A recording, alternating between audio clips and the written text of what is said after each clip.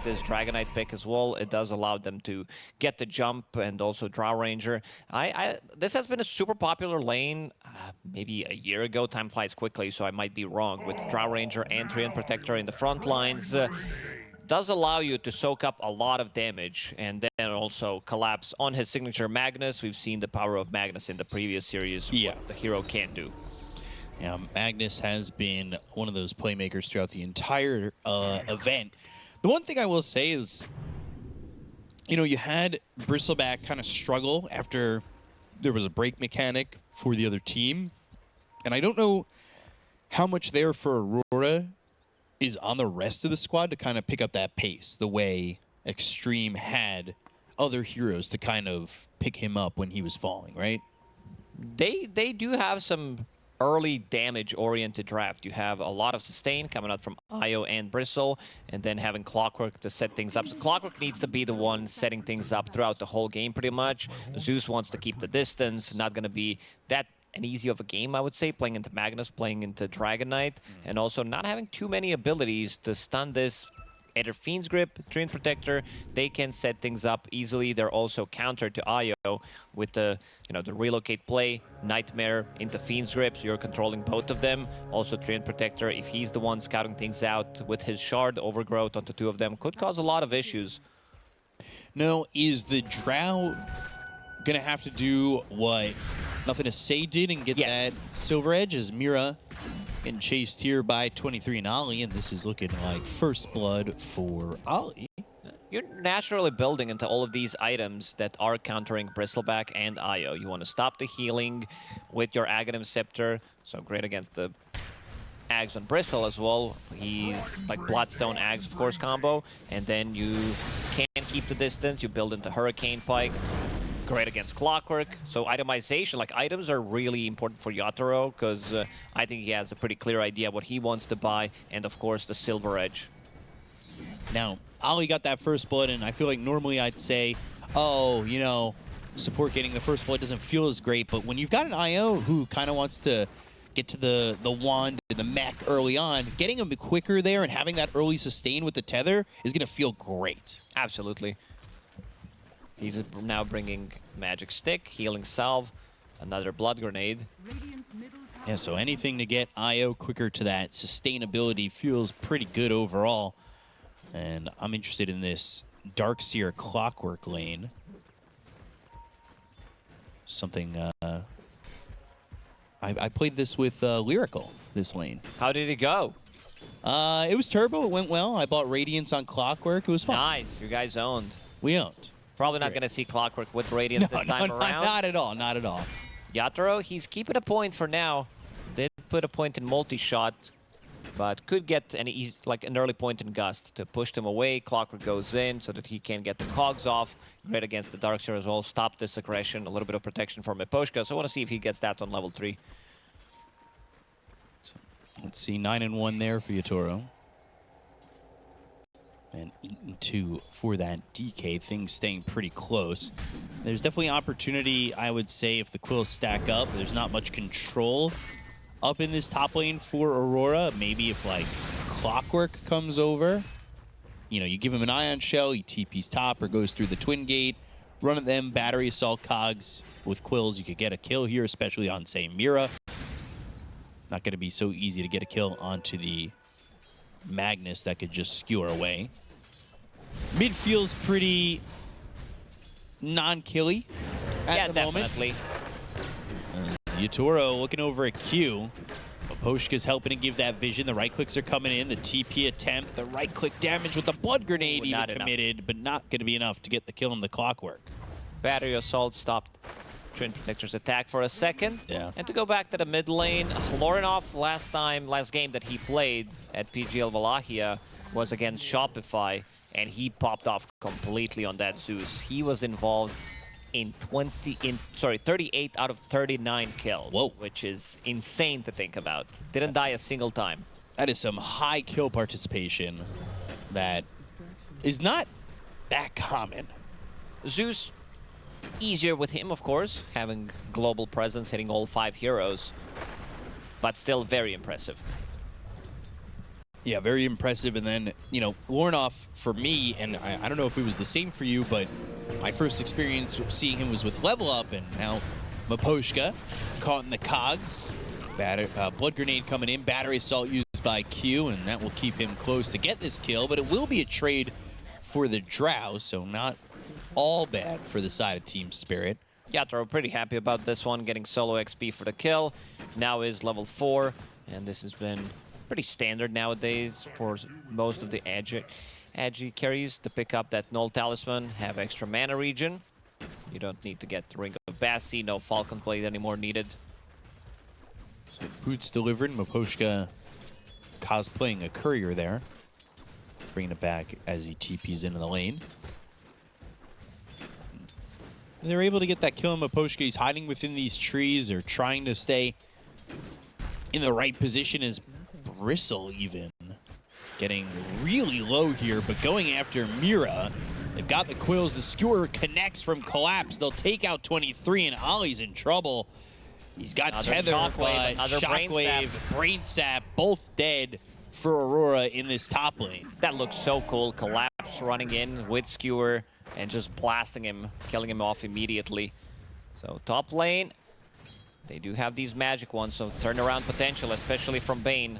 Level 2 Brain Sap, 160. You pop a magic wand, 10, 15 charges. Can make a lot of difference. Zeus was still not level 6, so the next time he is level 6, they should be able to get the kill in the side lane. Also, Q is level, or will be level 3 after this creep wave. Yatoro doing a good job keeping them away. And Poshka getting some CS here and there. He's 6-1. He's been looking over at that neutral camp off to the side, so he's stolen a couple of those. A little bit of farm for him there, and continue to look at both 23 and Ollie, truthfully, because he's going into the Holy Locket. Like I said, he got that first blood to start, and that was going to push him even closer. But Holy Locket, you need Diadem. One would even say that he's going for Holy Locket. Yeah. Oh yeah, that's gonna be. I mean, we've seen different builds on IO. It's either mech or it's Holy Locket, and then some kind of a Glimmer Cape to have a little bit more sustain in a fight. Q losing that courier. Actually, that courier is pretty huge because it had boots on it, and that makes it way easier to get around someone and get those cogs with a battery assault. And missing the cogs there, and Laurel, they're gonna try and kill him on the side of Aurora, but he's back towards Miposhka. They'll vacuum him in, and Region Rune this is a DK, cannot be cancelled. Plus Dragon Blood, so a lot of region over time. Mira setting things up. Dragon Tail on to Ollie. He gets towards the tower, but he'll fall to Laurel. Now the cogs are around Mira. They've got Jab still here. With the Iron Shell on Q, they'll at least get that trade and even look for more in Miposhka. So he's on the run. Jabs will surge himself forward and doing as much damage as he can with that Ion Shell, but this is a tanky boy in the Tree and Protector. I gotta be honest, I think Jabs is playing, because he's an old school player. He's been having a lot of success in the previous teams, but in this team, I feel like he's playing the best Dota of his life, especially in the past month or so. They still haven't had, you know, those results that they want, reaching these top 3s, winning a tournament, but Jabs has been popping off. He's had some amazing performances in this event so far. This is a little bit rough now for the side of Aurora, though, in this bottom lane, because Yatoro hit level 6. And, I mean, that marksmanship can take you by surprise and really ruin your day. So, Yatoro will farm up as it looks as though Q will, at least for the moment, try to stack up a couple of these camps. He backed off for a moment. But he comes back in, so not going to be making those stacks. He's got himself an urn. See what he wants to do here. This combination of Darkseer, Clockwork. It's a lot of damage to level 3 battery assault, Iron Shell, so he's making a move. Also, Darkseer does allow you to have a game pre-level 6 on Clockwork, so you can close the gap with the Surge. Zeus LT, we still haven't been used, but Bottle, Arcane Rune definitely wants to use that one. So, Arc Lightning clearing up this stacked camp over here. Ollie He's just nearby, giving off the tether, anything he can to help out that Zeus. Like you said, he's got that arcane rune with the full bottle ready to go. This tier 1 tower, though, at about half health. And they'll start to protect it. And now, coming around the back is Q with the battery assault. Surged up around on Laurel. There are the cogs. Lornoff, he's got enough for the Thunder God's Wrath, and will use it to get that kill. And with the arcane rune, that's only on a 90-second cooldown. And he's getting closer to having that phylactery. They've been very active. Q and Jabs playing together, moving to the mid lane, moving close to the mid lane. This is the second time they make a rotation. 9 minutes into the game, making some stacks as well. Jabs will continue to farm up. One of the reasons why he's not going for mech this time around is he does have Darkseer in the team, and he's going to fulfill that role. So Darkseer, not something you see too much from offlaners, that they're willing to come off the lane that many times, especially before level 6. We see Primal making a move like that most of the time, pre-level 6. Darkseer didn't find much success so far in this tournament, sitting at only 25% win rate out of 4 games. Again, between 4 heroes, and Lornoff now with a killing spree. If there's somebody you don't want to give a hot start to, we've said it, we'll say it again, it's Lornoff. He is so solid. And Laurel gonna get chased. They've got Hookshot, level 6. This early on for the Clockwork may come as a little bit of a surprise. The Surge, the Battery Assault, the Rocket Flare, and with the Ion Shell, they get the kill on Laurel again. You might have extra armor, but don't have sustain against all this magic damage. And level 6, as you mentioned, on Clockwork, pre-10 minutes. Pretty impressive. Going into Spirit Vessel, love that build. Just a recipe away, gonna be great against healing, coming out from Treant Protector, canceling the Blink Daggers, and also great against Dragonite, stopping that healing. Collapse continues to farm up in the top lane, so is Yatoro. Collapse on top of Network, clearing some of the stacks. Level 9, almost level 10. He's been left alone in this lane against Bristle. Can't really be killed. And he loves the axe. He loves Horn Toss, so he's going for it after this Blink. Try to do something with his Blink Dagger, but a bit far away. We'll go back to the top lane through the Twin Gates. Continue to farm up. Zeus, by the way, has that Thunder God's Wrath available to him once again. Lots of haste rune. They're controlling the runes. Yeah, he's got the haste rune, so if they want to make an aggressive move once more, he can go for it. So it was the arcane rune when he used Thunder God's Wrath. Now he's got the haste rune. If he wants to make a move maybe towards top or even bottom to find Yatoro, would be pretty beneficial for Aurora, especially, you know, you've got Hookshot 2 to be that initiator, which level 1, long cooldown at 60 seconds for what Hookshot usually is. At level 3, 30 seconds. So, especially with Vessel soon. Changing his item build. I was thinking about picking up a Blink Dagger, but your offlane does have a pretty early Blink, 10, 11 minutes in, so he's skipping that, getting some protection from magic. Mage Slayer just completed. That's also going to be good against Bristleback. Does work against him. Great against Zeus, of course. Moposhka in the trees down here trying to get his level 6. Bane has his, so Mira ready with a Fiend's Grip, potentially after, say, an RP. Have that extra bit of control. Jabs here level 9, and things are looking good for this Darkseer, who went into the mech, and that is why you're seeing Holy Locket first for Ollie. So he doesn't need to be getting that mech. He could get that Holy Locket. You'll have multiple ways of sustaining here. As soon as Miposhka shows up, Hookshot immediately. Q was so ready with that one. But it was into the creep wave. We'll see if it matters as Lornoff comes in. They've relocated. Pigpole moving pretty quick, as he will be back to being a Treant Protector. Just kind of sliding around here. But they have found the relocate back. Ollie in some trouble. The Mage Slayer is there. The Gust hits. The right clicks trying to get into the trees, trying to survive with the Seeds of Serenity, and Jabs has that mech. Lornoff got the kill on Miposhka. They'll blink. Shockwave, wall down, and now Spirit, they're in a bad spot. Yatoro's gonna die. They'll look over at Collapse and Mira. The cogs around on 2. This is gonna be brutal for the side of Team Spirit, especially if they also lose Collapse. Lornoff doesn't have a lot of mana, but it's not gonna matter with 23 making the rotation. And eyes are on Mira now because Q, he's right in his face. He's got the Rocket Flare. They know they have the vision on him, and they just need to get this finishing blow. He's hiding. Q trying to stay away from Nightmare so he can stick with him, have that hook shot, and now get this kill. Can't get out of that one. Such a great start for Aurora. That's exactly what they need. Bristleback is online with Aghanim Scepter. Ollie was playing with Lorinov in the previous fights, providing him with mana, and that's exactly what they needed. Now Ollie will start to play with 23 a little bit more. Lorinov, Diadem, Phylactery done, going into Shard next to have Lightning Hands. That's going to be his farming tool, then back into Manta style. Yeah, and then the Diadem was picked up for Io, who has that Holy Locket now. Q, Vessel, Axe. Q's been getting a lot of farm priority in the team, and I'm really loving it. How many times have you seen him playing Hoodwink, being more farmed than Jabs, but Jabs still having a huge impact? Yeah, Jabs has that early game impact, and then by the time they, with the Hoodwink, they get to like that mid-late-ish. It was a Q with all those items on Hoodwink, which felt really good. So 23, he's happy with what he's got out of the map so far. We saw Collapse, who was sitting at top of the net worth, I would say, a couple minutes ago.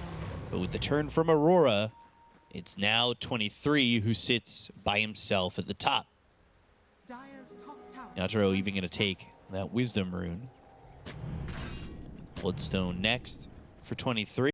Also looking to purchase the Shard, which we don't see as often, but we will see sometimes. If you want that extra little bit of oomph in having that hairball. Q catching Maposhka again. Jabs is here. Poshka, he jump rope can't while play they the get game. the kill. He can't do what he wants to do with Treant. Try to push out these waves. Getting closer to his shard, but Vision Game is definitely there. Zeus with ulti, Clockwork cutting things out with Rocket Flare. And again, being paired up with Jabs makes things a lot easier to go for these solo kills. They've got Vision here. They know where Mira's at. Nightmare using that Bristleback, but kind of missing a couple. Viscous Nasal Coup at 2 stacks. But the Viscous Nasal Goo not sewing him enough to get Poshka again. Poshka, uh-oh. He's invis this time. Do they have any sentries? There is one on Q. But we'll need a dust. Yeah, has that shard. Now, Yatoro has the Hurricane Pike. Not an interesting build from Yatoro. I thought that he might change it, but a lot of the times when Yatoro puts something in his quick buy, he finishes that. So Butterfly, it's not like he's playing against many right clickers in this game. It does increase your damage by quite a lot.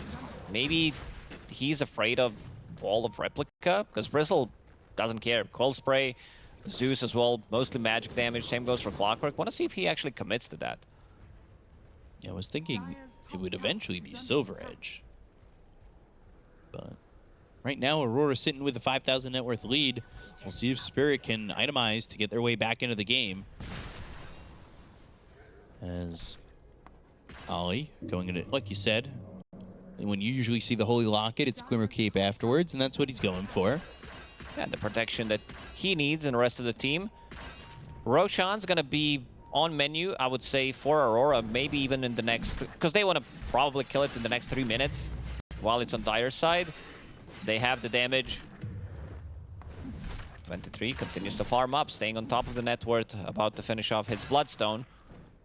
And he gets Whisper of the Dread. Oof. You're so willing to take an item like Whisper of the Dread this early on. And that extra mana, an extra daytime vision. Or that reduced daytime vision, I mean the extra spell damage. Oh, gosh. Sidestep, and he also got rooted. Maposhka scouting things out with his newly purchased shard. Dude, Q has so much farm compared to every other supporter. I know you said that, but like, that bar is starting to really have a difference. That's actually the least farmed core, and okay, now he got a creep, so he's back in the middle. 1 CS. That's the difference right now. But it makes my storyline right, so it wasn't fair that he moved back to the middle. Amplified damage over bottom, and this is picked up for the Drow Ranger. Yep, Horny Toss available on Magnus. So that's going to be his initiation.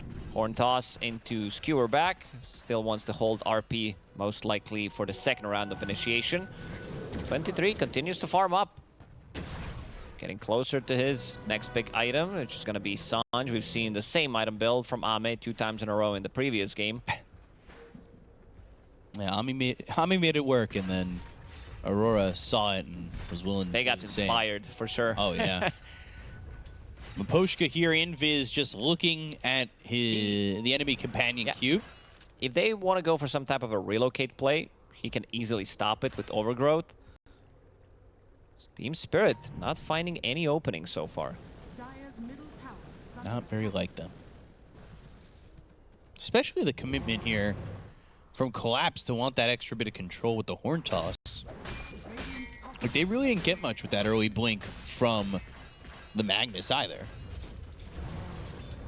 which is a bit surprising. And Miposhka, he's getting experience in this position, AFK, but he did not move. Don't breathe.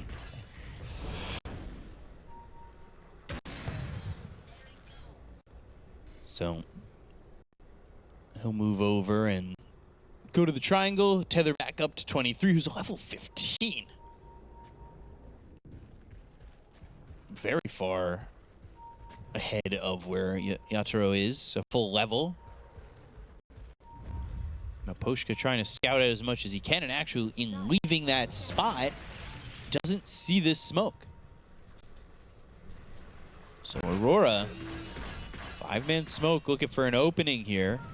As Q looking for a hook shot. They'll use that Thunder God's Wrath to get a little bit of information out of it. They know that Collapse is moving to the west, but they aren't going to be able to catch up just yet, although he stops and TPs back to base. So they've done that, and 23 is going to try and take that top tier 1. Meanwhile, Miposhka, trying to take out some vision. Yeah, he sees him for a second. Hook shot, battery assault. Jabs a very dead Treant. Thanks, Jabs. Holding on to Philosopher's Stone, Q's going to be pretty massive. He's catching up with Magnus even. Like, he's not there yet, but with another good fight, 2 good fights, he's going to be definitely close. Laurel also changing his item build. Instead of picking up a Blink Dagger, he thinks there's going to be way too much damage over time. So we'll skip that for now. Finished off Manta. Going into Hurricane Spike. Blink Hortus. Oh! Uncharacteristic miss on the skewer. They're thinking whether they want to go or not. Might need to sacrifice one of the guys. Oh, he relocated off to the side. He didn't tether because the Nightmare. And the fact that they backed away, didn't need to pull him out. He's right over to the side.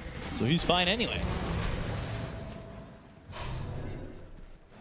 Mira gets the shard, so as we always say, it's time to farm on Bane.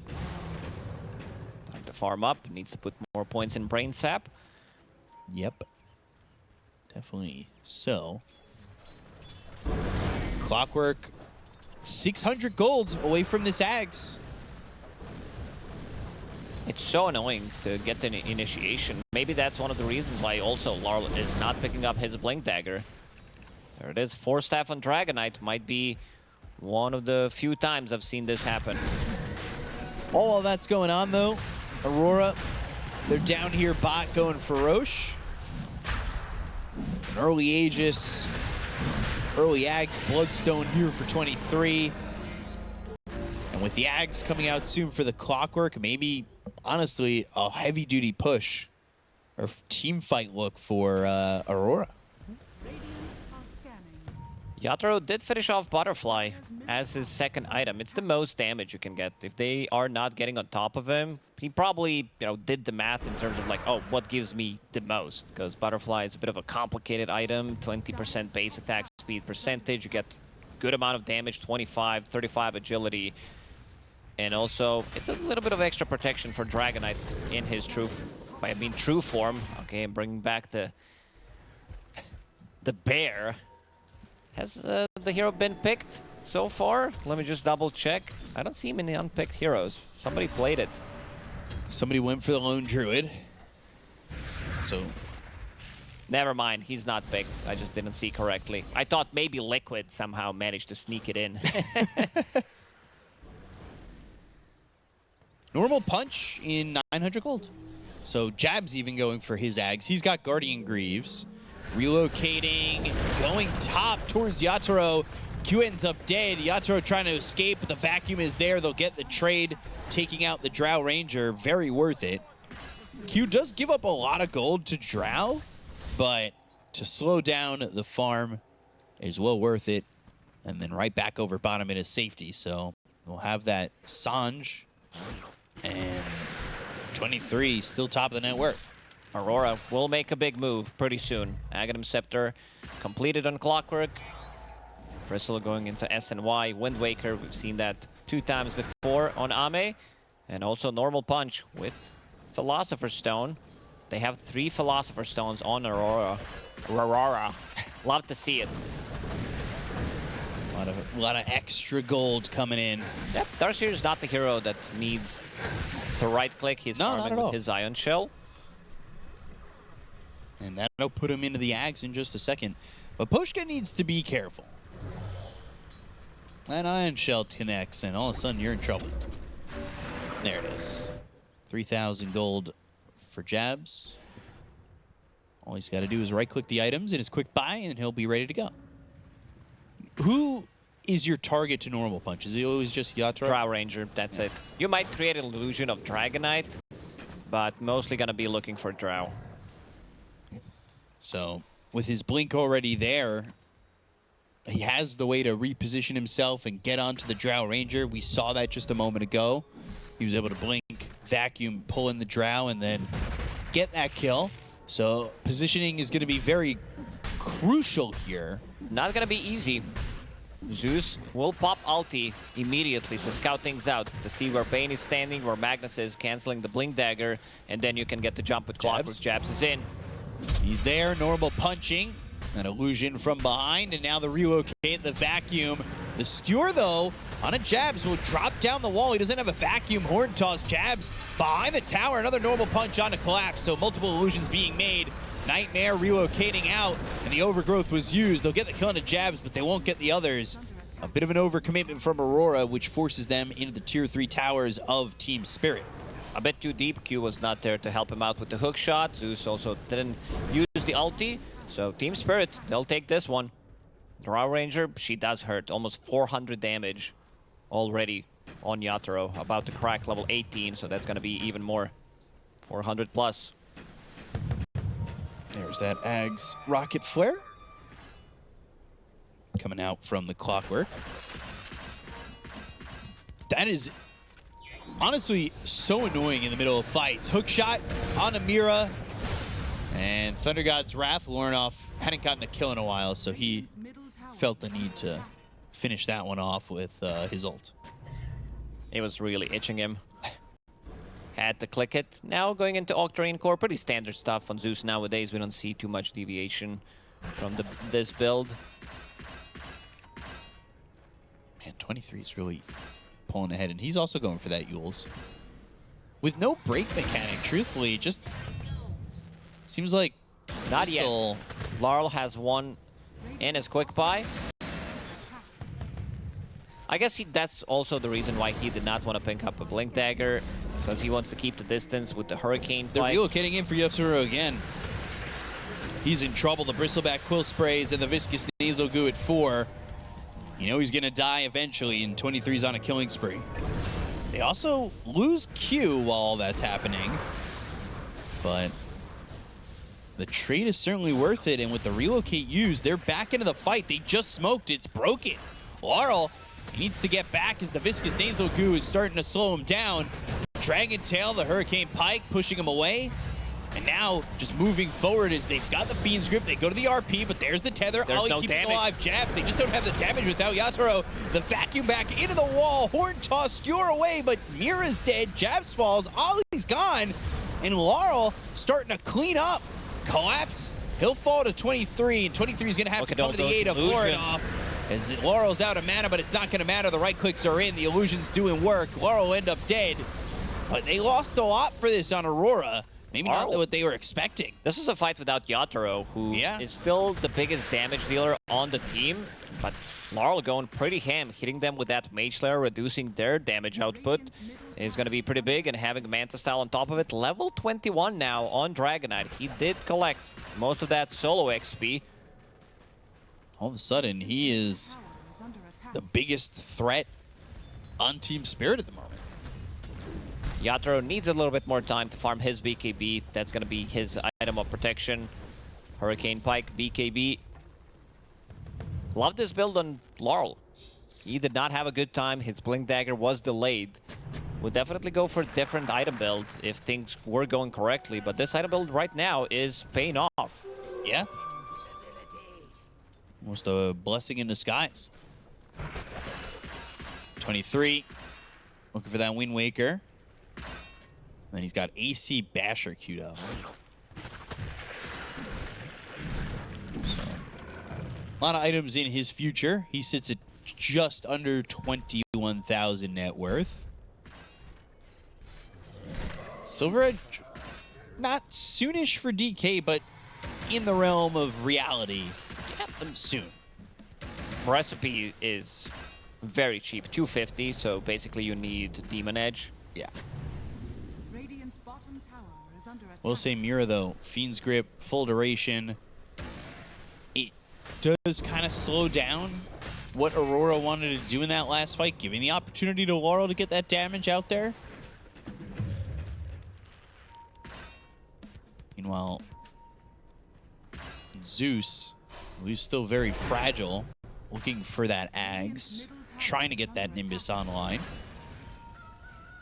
They don't have the best heroes at dealing with Nimbus in a chaotic fight. Drow can kill it. Yeah. In a second, not what he wants to focus, but if it's badly placed, he will definitely take it out immediately. Q is searching with the jetpack. Maposhka spotted, hook shot, Bristleback immediately used, wall down, vacuum out of 2. They go to the Thunder God's Wrath. They're not doing a lot of damage onto Laurel just yet, with their right clicks coming out from Yatoro from the low ground. Not able to kill off Q just yet. They'll lose Mira. 23 will show his back, but he's going to be hit with the skewer. Pulled back in. 23 taking some front shots from Yatoro, and they'll get the kill on 23. They'll take him out. His streak is going to be ended, and now the attention is on to Ollie. That's going to be another one dead. From Yatoro. Enchanted Quiver on 4-second cooldown. When he hits you. Ooh, Shockwave hit. TP gone. And the Horn Toss on a 23 puts him in a no man's land.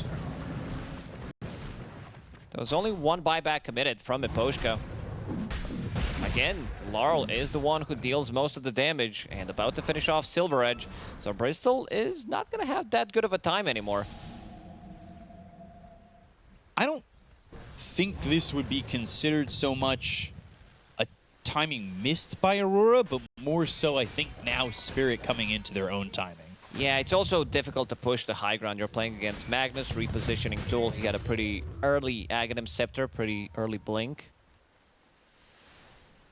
Laurel changing his mind. He was thinking about getting Scotty and feels like they have enough, that Bristle with Bloodstone is not healing enough, that he doesn't need it. So switches his mind. Poshka trying to clear up that bottom wave. And even down 10,000 net worth, it feels like Spirit somehow are almost in control of this game. If they can keep the distance from Darkseer, if he's not getting the first jump and getting this big wall, I think they're in a good spot. If they can keep protecting Yatoro, they have multiple Force Staffs available now, 4 out of 5. There's the Ags for Zeus. So he's got that Nimbus ready to go. BKB finished off for Collapse. And second Roche available. They're going to start to smoke down towards bot. They do take it pretty quickly on the side of Aurora, but heroes are here. From the side of Team Spirit, and you need to be careful. Laurel outputs so much damage. Roche, get out of here. You're giving up my position over here, walking to me. A Vision game is superior from Aurora, having Zeus, Clockwork, sending out some of these illusions in front. If Darkseer gets the wall, Laurel will do the same. Try to scout things out. They've got these rocket flares, giving them a lot of vision. But Q gets spotted by the illusion. They need to be See careful. the nerf from the previous patch. If you go back to melee form, so do your illusions. Illusions get them information. Maposhka off to the side. Ob Sentry placed right there to give them that info, and just out of range of that Sentry. And the other one, just a game of inches in terms of the information that they need. We need an outer ring so we can start hiding there. People have figured out these new spots. Oh, Horn Toss on the two with the RPUs, but Yule's up into the air. 23 safe for now. They go to the BKB. Yatoro trying to do the damage, but Ali now to be rooted up. It's not enough. From Lara on the high ground. They look over Yatoro. They get the kill on the Drow Ranger. Collapse now looking for another entry point. Lara was doing damage from the high ground, but it's not going to be enough with Drow now dead for 80 seconds. 23 can chase, but he can also back off and know that they truthfully should have Roche in their pocket.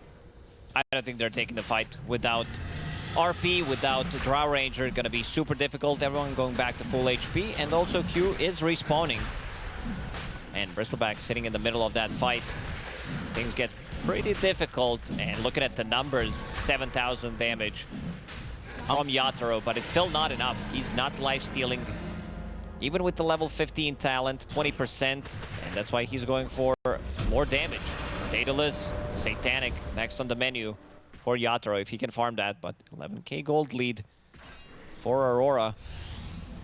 I'm pretty sure Bristle got that Yules off before the RP. Like right at the end of Horn Toss. Now they go for the Tormentor. Wisdom Rune, fill up the bottle, and get the experience. Double job there. And Shard for Ali. All right. So getting that overcharge upgrade. Always nice to get a little bit more out of your IO. Yep, spell lifesteal, pretty good when paired up with Bristle, Miposhka, Nimbus. They don't even need it. They have Yule Scepter. Now they have the Nimbus. Just in case. I think Lornoff's really trying to sneak in a kill steal without making it obvious. Oh, I thought you said he was TPing. Oh, you said he was invis. IO's still holding on to Roche's banner, by the way. Wonder if they hold that on the potential that this Aegis takes a Rax to then place that Roche's banner down. But you still have to break through Tier 2 Glyph, Tier 3 Glyph, and Rax, so it's not exactly right there for them. 23 about to crack level 25. This is quick. 36 minutes into the game, yeah. Yeah. His XP per minute's at 937. Big numbers. 934, but you get it. It's shifting. There we go. So, once that Abyssal, once the Wind Waker as well, 2.5 minutes. They get a Tier 2 tower, but now can they get more out of this? Aegis. There's a lot of time left on it. We've seen in the previous series, especially game 1, not having break mechanic against Bristle. There's no Spirit Vessel Shiva's Guard. This time they have Silver Edge, but he's about to finish off his Wind Waker. Does have Aegis for 2 minutes. It can cause a lot of issues. They have nothing to stop this healing from coming through. No Scotty as well. So, IO healing, Mech / Guardian Greaves, Bloodstone. They have the sustain. They don't necessarily need to commit fully immediately, like Team Spirit does with Overgrowth, Fiend's Grip, and mostly RP. Collapse, he continues to farm up. He is at the bottom of all cores, but still having, you know, huge impact on the team, even with the farm that he has. For a second, I thought he was second to last on all cores because of Q's net worth. Q's getting there. It's 15,000 net worth. When nothing's happening, putting in Philosopher's Stone. He's got Ags, Shard, as well as that Ghost Scepter, the Vessel he had early on. There's that level 25, so Bristleback will take the 18 Warpath damage per stack. That's when you start to see those real high numbers come out from the Bristleback. That is a Skewer, that was 4 staff, and an Ogre Seal Totem, all to get away from 23. And he also does have Rattle Cage. This item is... Combined with your toolkit, it makes things even more difficult because you're going to be soaking up a lot of damage. This item also has no cooldown, no internal cooldown. Seems strong. Yatoro. Always need to be careful about showing yourself like that. 1,300 crits from Yatoro already. You show like that, maybe they drop a Nimbus down, scare you into popping your BKB, and that might be just enough for Aurora to wait and then go. Yatoro has 270 agility on Drow Ranger. Whoa. It's pretty good. 280. Almost 300. With the Ninja Gear giving 20, having that Butterfly, level 24, almost level 25. You can take that marksmanship chance or the +1 multi-shot wave. He has so much attack speed with this build. It looks like his arrows are shooting in each other. Well, you have to see with the Arcana, it's an automatic crossbow, so it does work out that way. 16,000 net worth. Yeah, really loved in medieval times. With the automatic crossbow? Yeah.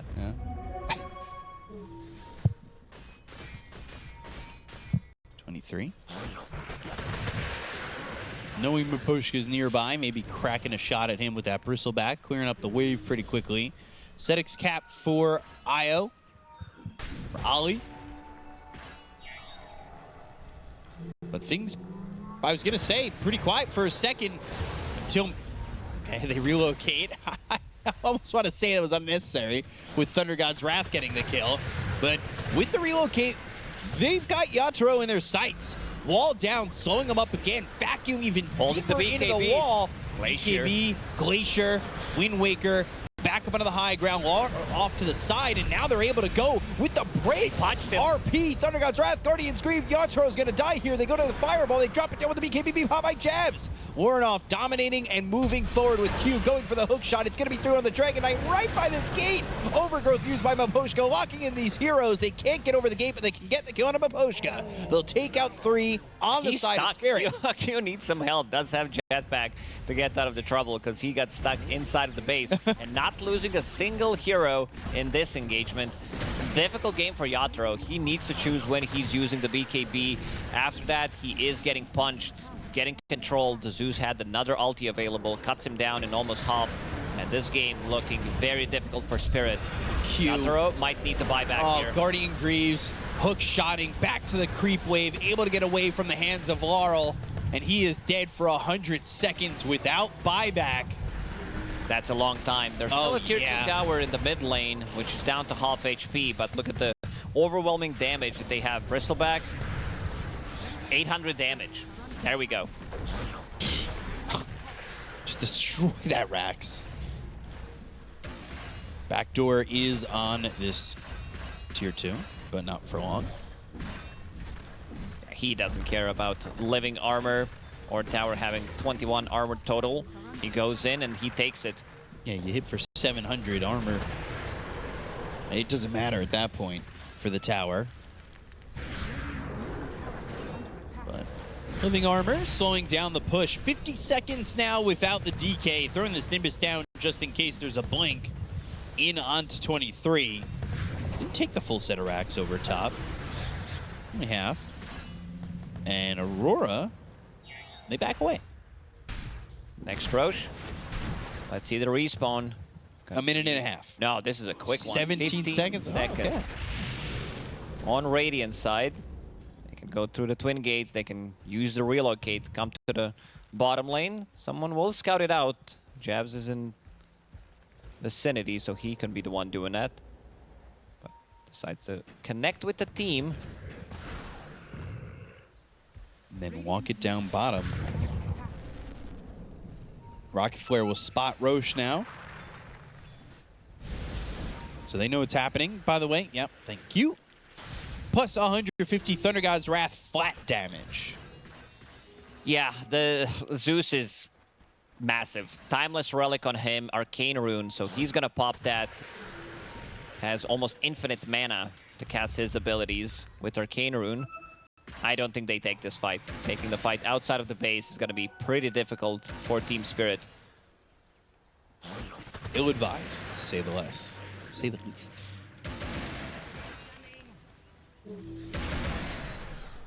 So, 23. Might need to show yourself to keep Roche in the pit there. He's got that heart. And 23 will get this Aegis, Roche's banner, and Refresher Shard. He's too farmed. Has AC in his backpack, needs to eat the Ags eventually to open up the slot. Doesn't want to lose the stats for now, so it's time to go.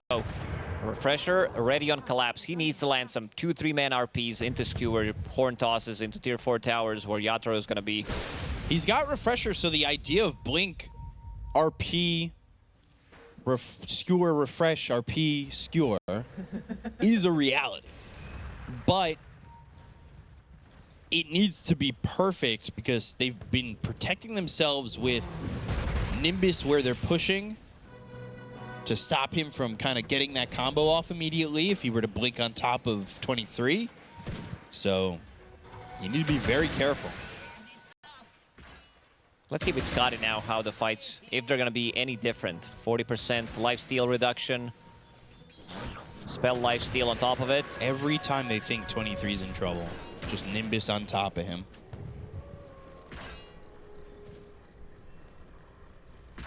Weird to see that spell used so defensively. Yeah, it's anti-Magnus. If he blinks in without a BKB, will get mini-stunned and gives 23 enough time to use his Wind Waker, get out of trouble. Even though it would be kind of a suicide to go on Bristleback there, who's holding the Aegis. They can also show up out of nowhere. Darkseer, Surge, Blink Dagger, Zeus with ulti, Clockwork with the hook shot. So they don't even need to be right on top of him. So top lane get pushed in. 23 will focus his attention on that. Spell immune, Roshan's banner has been planted, so in the mid lane, this is where they want to push. Still giving respect to this Refresher Magnus with Aghanim Scepter, Ether Lens. It's all about finding that right opening, right? But Spirit isn't exactly giving it to them yet.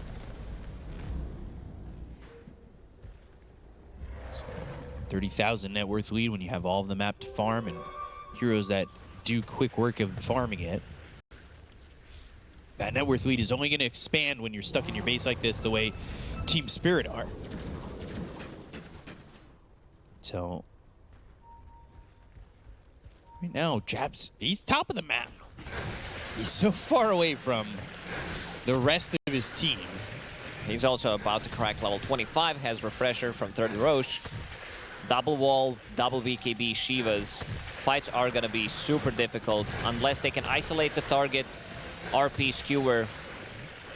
Jab now picks it up. Even more damage on the ground. With that shard, leaves trail.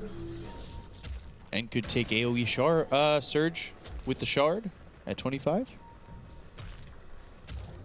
So he's just working on getting that other Tormentor. Everybody's got their shards, so gold for everybody.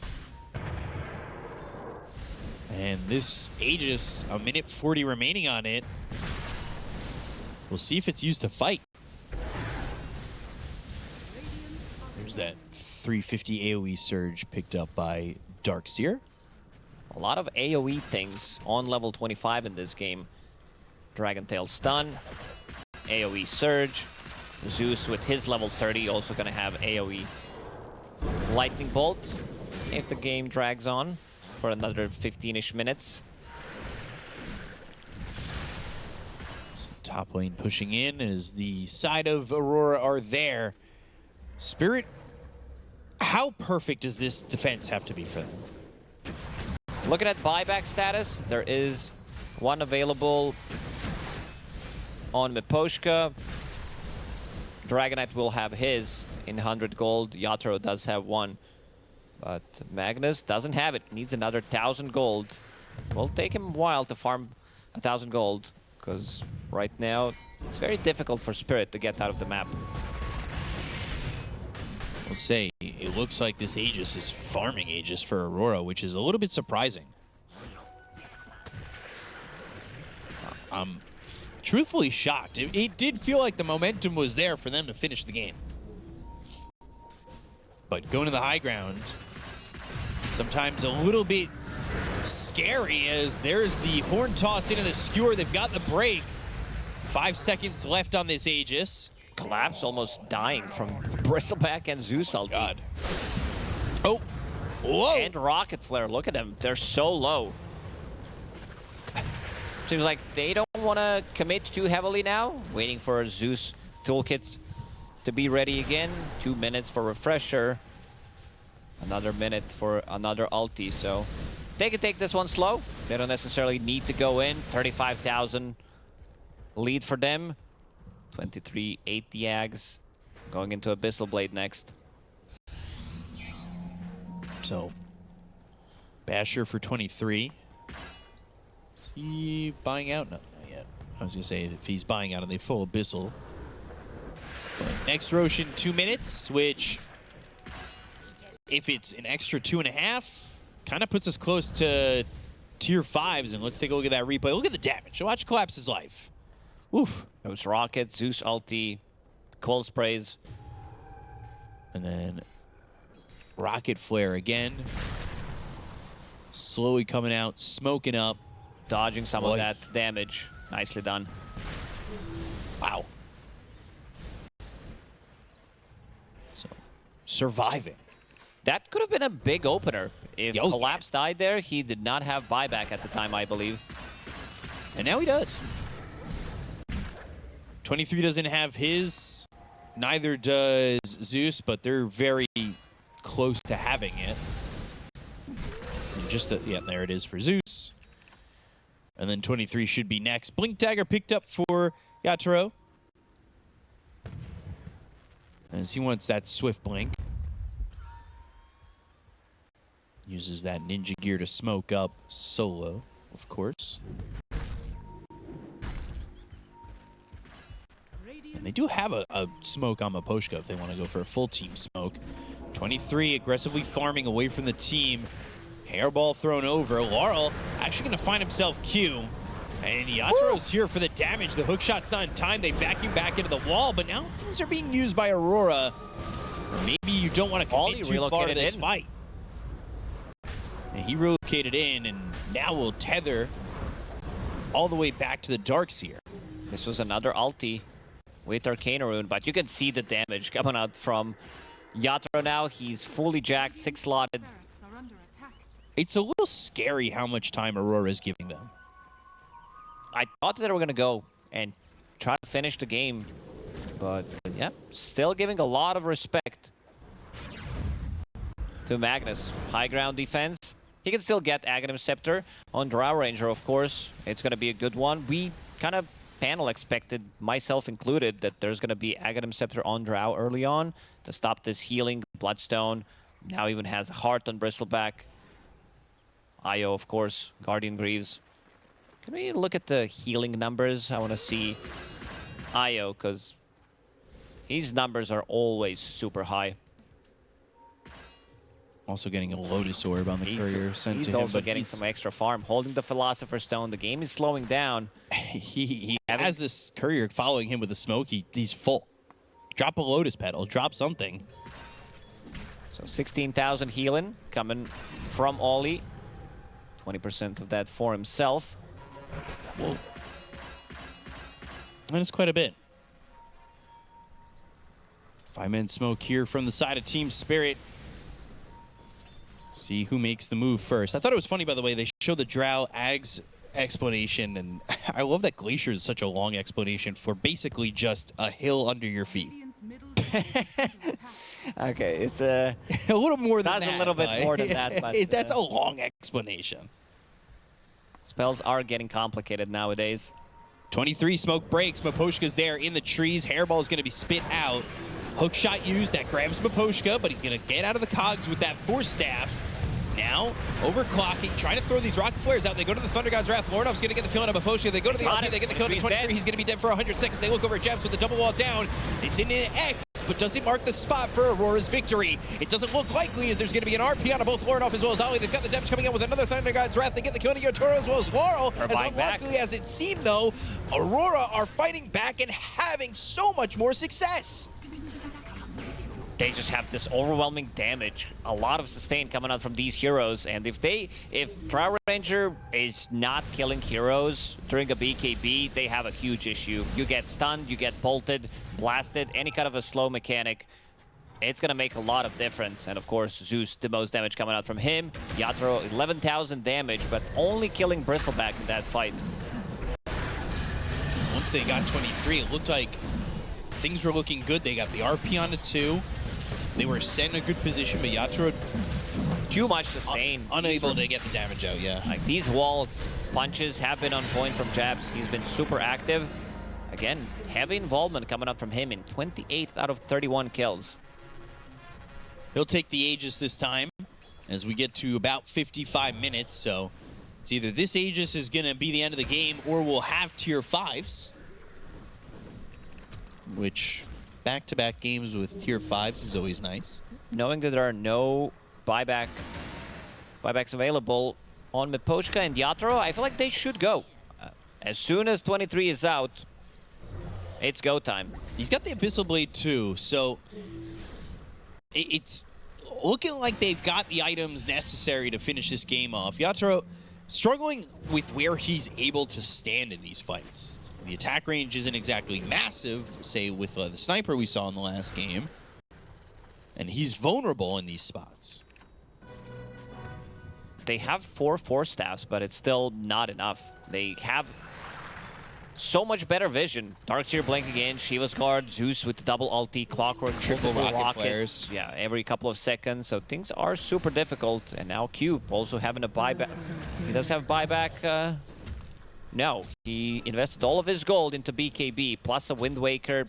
He's running out of slots. Has Ghost Scepter in his backpack. Damn. Making sure they're not making a move. So, Thunder God's Wrath, Rocket Flare for vision coming through. By the way, Q has 25,000 net worth. He has kept up with Magnus. To be fair, they've been stuck in the base for quite some time now. True. 56 minutes. Let's see if Aurora wants to push with this Aegis. Not the Aegis carrier that they wanted. 23 was dead, so somebody needed to pick it up. Okay. Mira tipping Q. Q being super annoying with those rockets. With Octarine 4, also lowering the cooldown. Shield Rune is bottom, so whoever wants to pick that up. And that Wisdom Rune almost pushes Bristleback to level 30. Hey, am I seeing that correctly? Zeus has 10,000 gold in his bank. What do I buy? You are seeing that correctly. I thought it was bugged for a second. Lot of gold there for him. Again, Ali just the only one who doesn't have Ags. It's always one person. Although, again, Ags for Io in this situation, not exactly what you're looking for. Is Yatoro going Ags yet? He is. Yeah, okay. Needs 2 components to finish it off. He's actually buying straight to the yeah, blessing. bought the recipe. Okay, so he bought the recipe on the blessing. So it makes it a little bit more expensive for him. But again, Aurora, like, they're not near the base. They've got this Aegis, and maybe because Jabs has it, they don't want to push and potentially lose a fight with it. Yeah, this is Southeast Asia for you. They've been molded in the late game.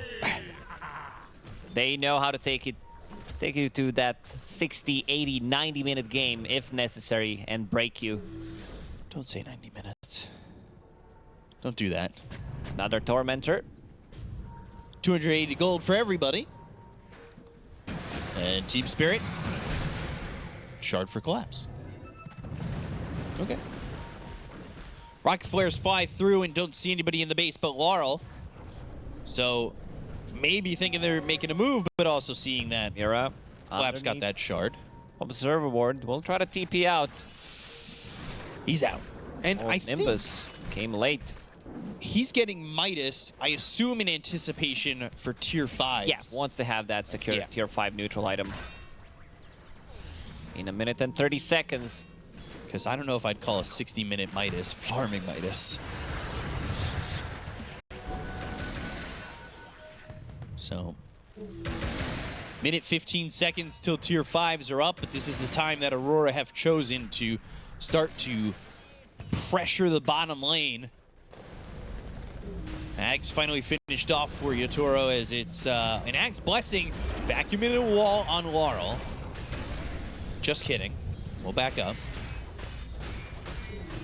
Seems like they want to wait until minute 60. Pick up those tier 5 neutral items. Make sure that Spirit is not going to be able to pick them up. You can see Lorenov drawing on a minimap where they want to farm. They do not want to have any entry, block every entrance that Team Spirit can get their neutral items from. So Aegis expires, and it's time for the tier 5s. There's the Midas for Bane. So Mira, get out there, get us our first token. He kind of is leading I back. love this play. They know exactly where Team Spirit wants to play. Smoke, outer ring. They could scout things out with Thunder God's Rat. Or it's coming, Rockets. Flare. Oh, Mira. Rocket Flare, all the camps making sure they know. Oh, that where. Midas not paying off. Massive Midas. Oh, no. And Collapse is under vision. So they have another Nimbus if necessary with the refresher. Have they cleared like all those camps and not gotten one token yet? Nada. That Zeus has one. Clockwork as well. You gotta be kidding me. This is awful luck. Oh, Zeus. Is he going to refresh? Do they want to find Collapse? Pirate Hat. They need more gold. Yatra. More attack speed as well coming out. Yatra is going to keep that one. Ooh. Ooh. Ooh.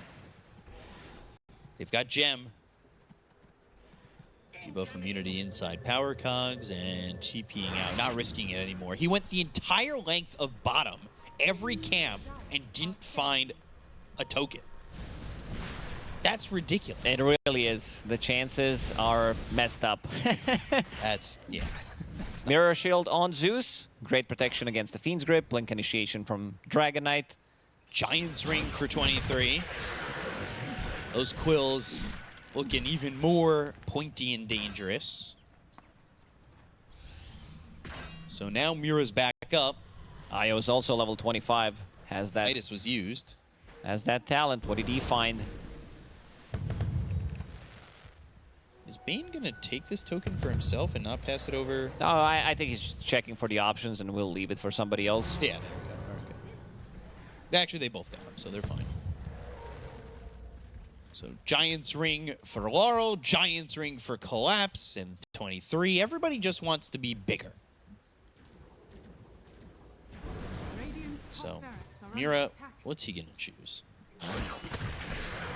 Jabs takes did magic. go for the Magic Lamp. This is the item that got a little bit of a buff. 1200 heal. And a hard dispel. Now has Hex available. Thunder God's Wrath, just making sure you guys are paying attention on there for Team Spirit. It feels like it's just been coming out in weird intervals now. Laurel hook shot. Relocating. BKB has that Giant's Ring. He is a huge dragon. And will leave that fight. But now he doesn't have BKB.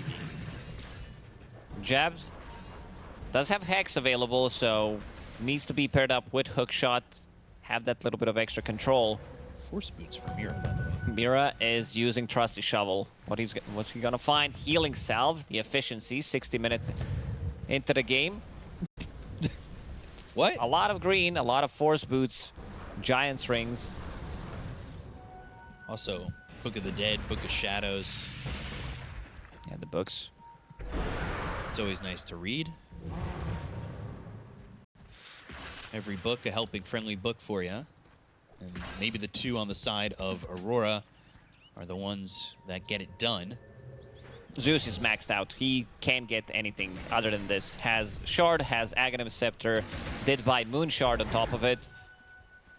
Sold his item, Phylactery, bought a BKB, and now sitting on 9,000 gold.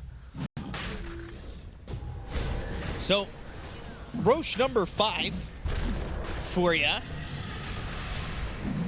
And this one, surprise to everybody's going to Aurora. And they'll have another Roche's battle. It's crazy to me that it's 64 minutes into the game and Aurora has been up so much, but they haven't even taken a full set of racks on any side. Yeah, we're about to finish off the early game for Southeast Asia Dota. Now we're entering the mid game slowly. That is the truth. The top melee racks were taken are at coming. 41 minutes. Never mind, they almost died instantly. They'll go Vacuum for onto Mira. Q. EKB popped by Laurel, Nimbus down, Maposhka backing off. 23 starting to take the bottom tier 3, and will do so with ease.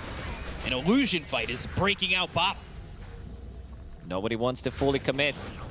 Zeus with Manta, Dragon Knight, illusions from Wall. Oh, more toss, skewer, Q. Dead, Oh. almost instantly. He survives, but dies after the Wind Waker is done.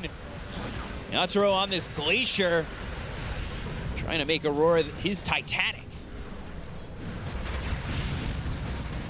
So Yatoro standing his ground. They get the kill onto Q without top this lane is also clockwork. pushing Oh, in. Vacuum. They're going to go after Collapse and get the kill. They'll refresh. Oh, Vacuum onto 3 from jabs into the wall. They get the kill to Mira. Now they'll look towards the rest. Yatoro's going to pop the BKB. Top is, in fact, pushing in. The range racks are vulnerable. 23 working on Barracks, but nightmared for a second. Buyback available on Collapse. If they make a move a little bit deeper into the base, don't be surprised to see him go RP and try. There's that Axe Blessing coming through for Laurel, but this bottom set of racks, how hard is 23 hitting for? Oh my. He just took that racks in 2 shots. If you're watching this game, Hook shot, in Dota. in on the Mira. 4 staff away, Mira taking a lot of damage from the Bristleback. Thermia stacks are gone. If you're watching it from Dota client, you needed to buy your PC in 2024. Otherwise, Good luck. it's going to be very low FPS with all these illusions, Nimbus, multiple times. But yeah, let's see. They did manage to kill 2 sides. And now Refresher bought on jabs. He did have Refresher a couple times in a row already. The shard from Roshan. Seems like they don't have enough. They can go in, reset. Io with level 25 talent. If he's tethered up to anybody, he's gonna start to slow siege. Here comes the book. Book of the Dead. But they don't have those Necro Creeps pushing just yet. Laurel on the high ground. Thunder God's Wrath gets them vision. They stun up Laurel. He has to get back up to the high ground. Otis Orb was on 23. They'll drop down the wall. Now they've got the Abyssal Blade from 23 Savage as well. A little viscous nasal goo for his troubles. And he'll just show his back to the side of Team Spirit, who are lacking the damage to get this kill. Hairball thrown over at Yatoro. He'll Glacier again, right-clicks in, but he's not the one who holds the Silver Edge. So without breaking him, it's really not doing anything when he shows him your back. BKB popped by Collapse. Jabs, Horn Toss, Skewer all the way back into the base. They've got Warnoff going in with the AoE Lightning Bolt. They've got 23 deep in the base, but Laurel low on health. He needs to go invis for the moment. They've got the Nightmare. Now another Horn Toss, but RP into the base. He's in. Is he in trouble? Yes, he is. Fiend's Grip's there, and they've got the Aegis out of his Wind hands. Waker, BKB, can he get it off? Can he get it off? Looking for the Skewer, normal punch, BKB, Wind Waker, but can they keep up with him? BKB's gonna run out in just a moment, but Mira towards the front. These Necro Creeps coming in. They only got the Aegis out of his hands. They've got a Refresher available on 23. He's gonna pop it with that shard. Collapse also looking for a Silver Edge. They're looking for other ways to break this bristleback, but 23 looking like the raid boss that Team Spirit would have never imagined. Still no Mega Creeps, 68 minutes. 23, dealing the damage coming out from Yatoro. Does not want to commit too heavily. Got down to half health. That's going to be a blink forward from Jebs. It's going to be the vacuum once again. He goes to the refresher. Laurel's going to be really low as well as Yatoro. Yatoro's going to end up dying. He's going to buy back immediately. Laurel back to the tier 4 towers. Here comes Yatoro out of the Glacier with the BKB being broken. They're being used as they'll go and get the break onto the Darkseer. They got 23. They'll get him off as he's dead for 100 seconds. Another but horde there's toss. the horde toss as well as the score. The vacuum out of the 3 back into the wall. Laurel trying to stand his ground up against Ali. They take out the IO, but the buybacks aren't used. Laurel needs to be careful because he's dead again. Uh-oh, 100 seconds. He does have buyback, but by being in that wall, those illusions started to do so much damage and ended up finishing him off. Yeah, this is basically one-man army coming out from Drow Rangers, 17,000. Double wall, and didn't deal that much of a damage. Having Mjolnir, these multi-shots, they're destroying Collapse. the illusions. Uh-oh. Hexed, vacuumed back on the high ground into a Nimbus. Hook shot in. Cogs, buyback. Divine Rapier, by the way, picked up for the Zeus. Maposhka chasing, trying to get them some vision. Collapse, skewering forward. He's only got Half his health. RP. But now, BKB, Laurel with the right clicks. They've got the overgrowth. Zeus off to the side. Q with the Book of Shadows. Now goes into the jetpack. Jabs, blinks into the wrong position. Skewer again, catching up to Q, who's debuff immune within those cogs. They've got the Nimbus. They'll go to the Thunder God's Wrath. Vacuum out of Yatoro, who's going to pop the BKB and start to right-click down Jabs. Trying to get this kill with the hypothermia, but he's not going to die just yet. He finally gets the kill. He's dead. Buyback comes out from everybody. They'll go after Yatoro, who's trying to stand his ground, going up against 23. He's under the Nimbus. He's trying to survive the Hurricane Bike. He's low, disarmed. Oh, 4-step back, surviving for now. The hairball hits him. Now they're going to look over at Laurel, who's trying to stand his ground as well. Jabs wants him. Going in, looking for the blink, looking to find himself the Drow Ranger, who walks away from the fight. But Laurel, he's in trouble. He's dead for 2 minutes. I think it's time to go in and try to close it out. Now you're playing against Mega Creeps. 70-minute game. They're drawing the lines on a mini-map. Want to close it out. Amplified damage available for Lorinov. He does have Divine Rapier in the spell mode. Ooh, the blue spell mode. 23 now just dealing with tier 4s, but we saw how quickly he could take some buildings. They just need to find the right positioning. Mira, he's got Fiend's Grip, but he's going to be able to keep it off. Without Magnetar, they can't really reposition them. Mira stands his ground. Nimbus is going to be there. Force boots off to the side. Now they've got the glyph, but the tier 4 tower taking so much damage. The throne is exposed. Yatoro trying to do all he can with the vacuum into the wall. Now they're going to go. The throne is low. It's at about half health. They go into the well. It's not going to matter. Game 1 goes to Aurora 71 minutes in as they take down Team Spirit. I feel like this could have been a game that doesn't last the 70 minutes, but yeah, 5, maybe even 6 Roshan coming out from Aurora. Spirit will need to pick up the slack and try to get on top of these heroes because they have a good vessel, good vehicles for Lifestealer. Batrider and the Centaur on top of that, so they can definitely close the gap. So we'll see how this goes. Both teams 5-man smoke. You're all right.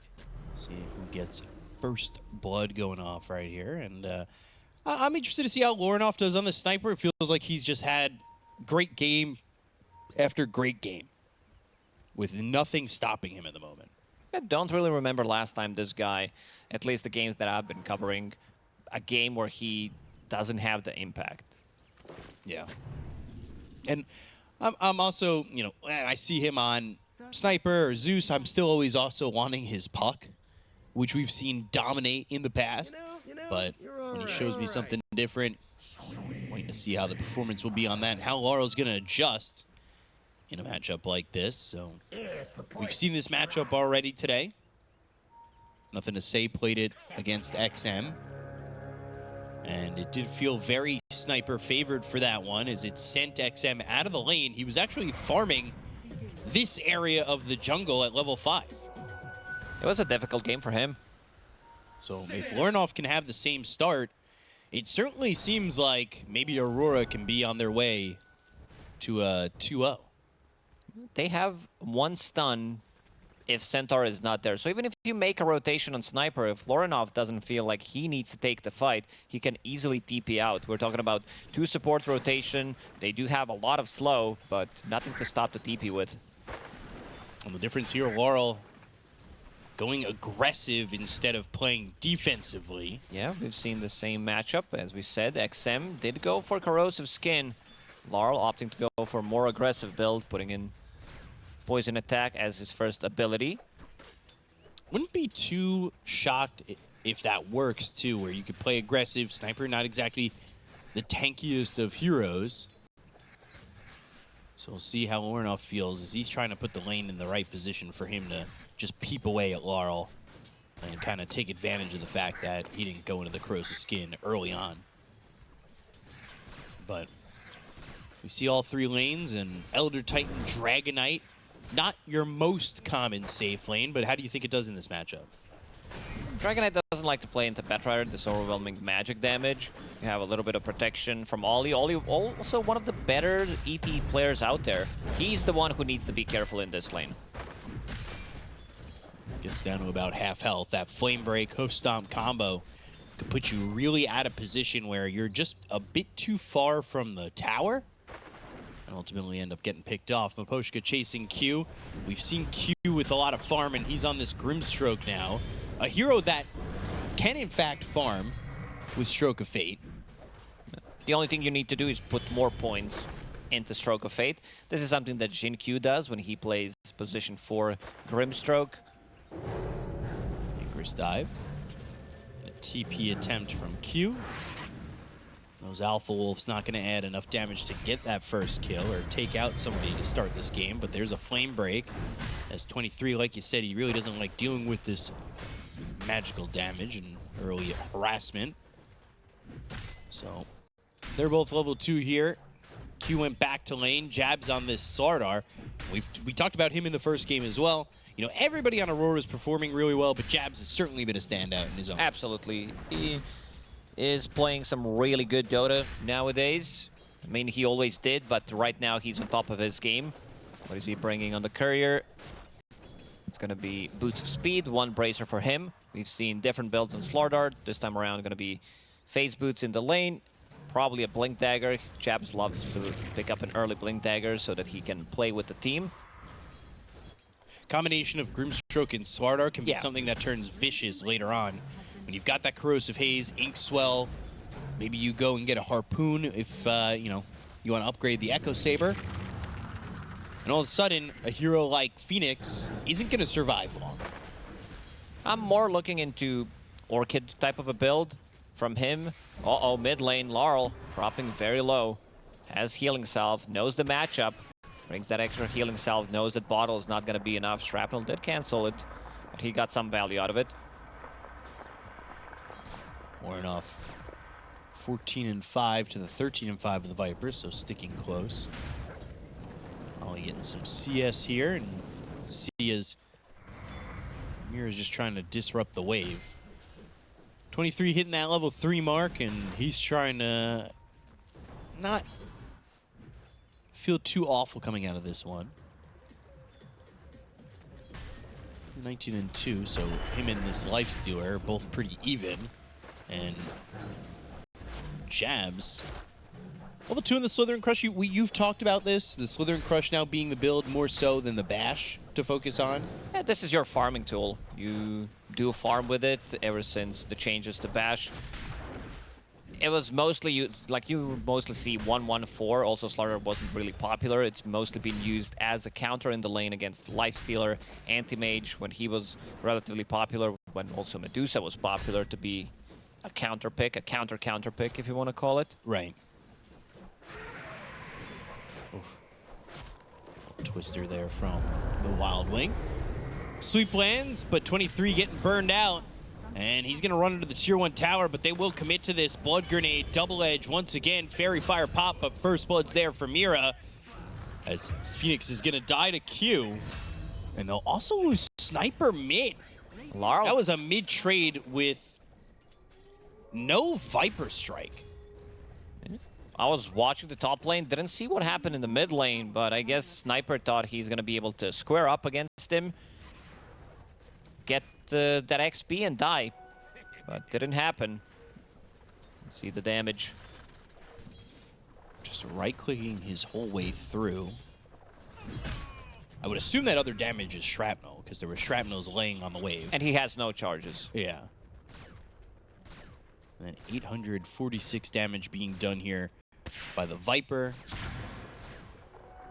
Just... I'm shocked. I mean, I thought Viper Strike would have had to have been involved in a kill like that. Mira coming over mid again.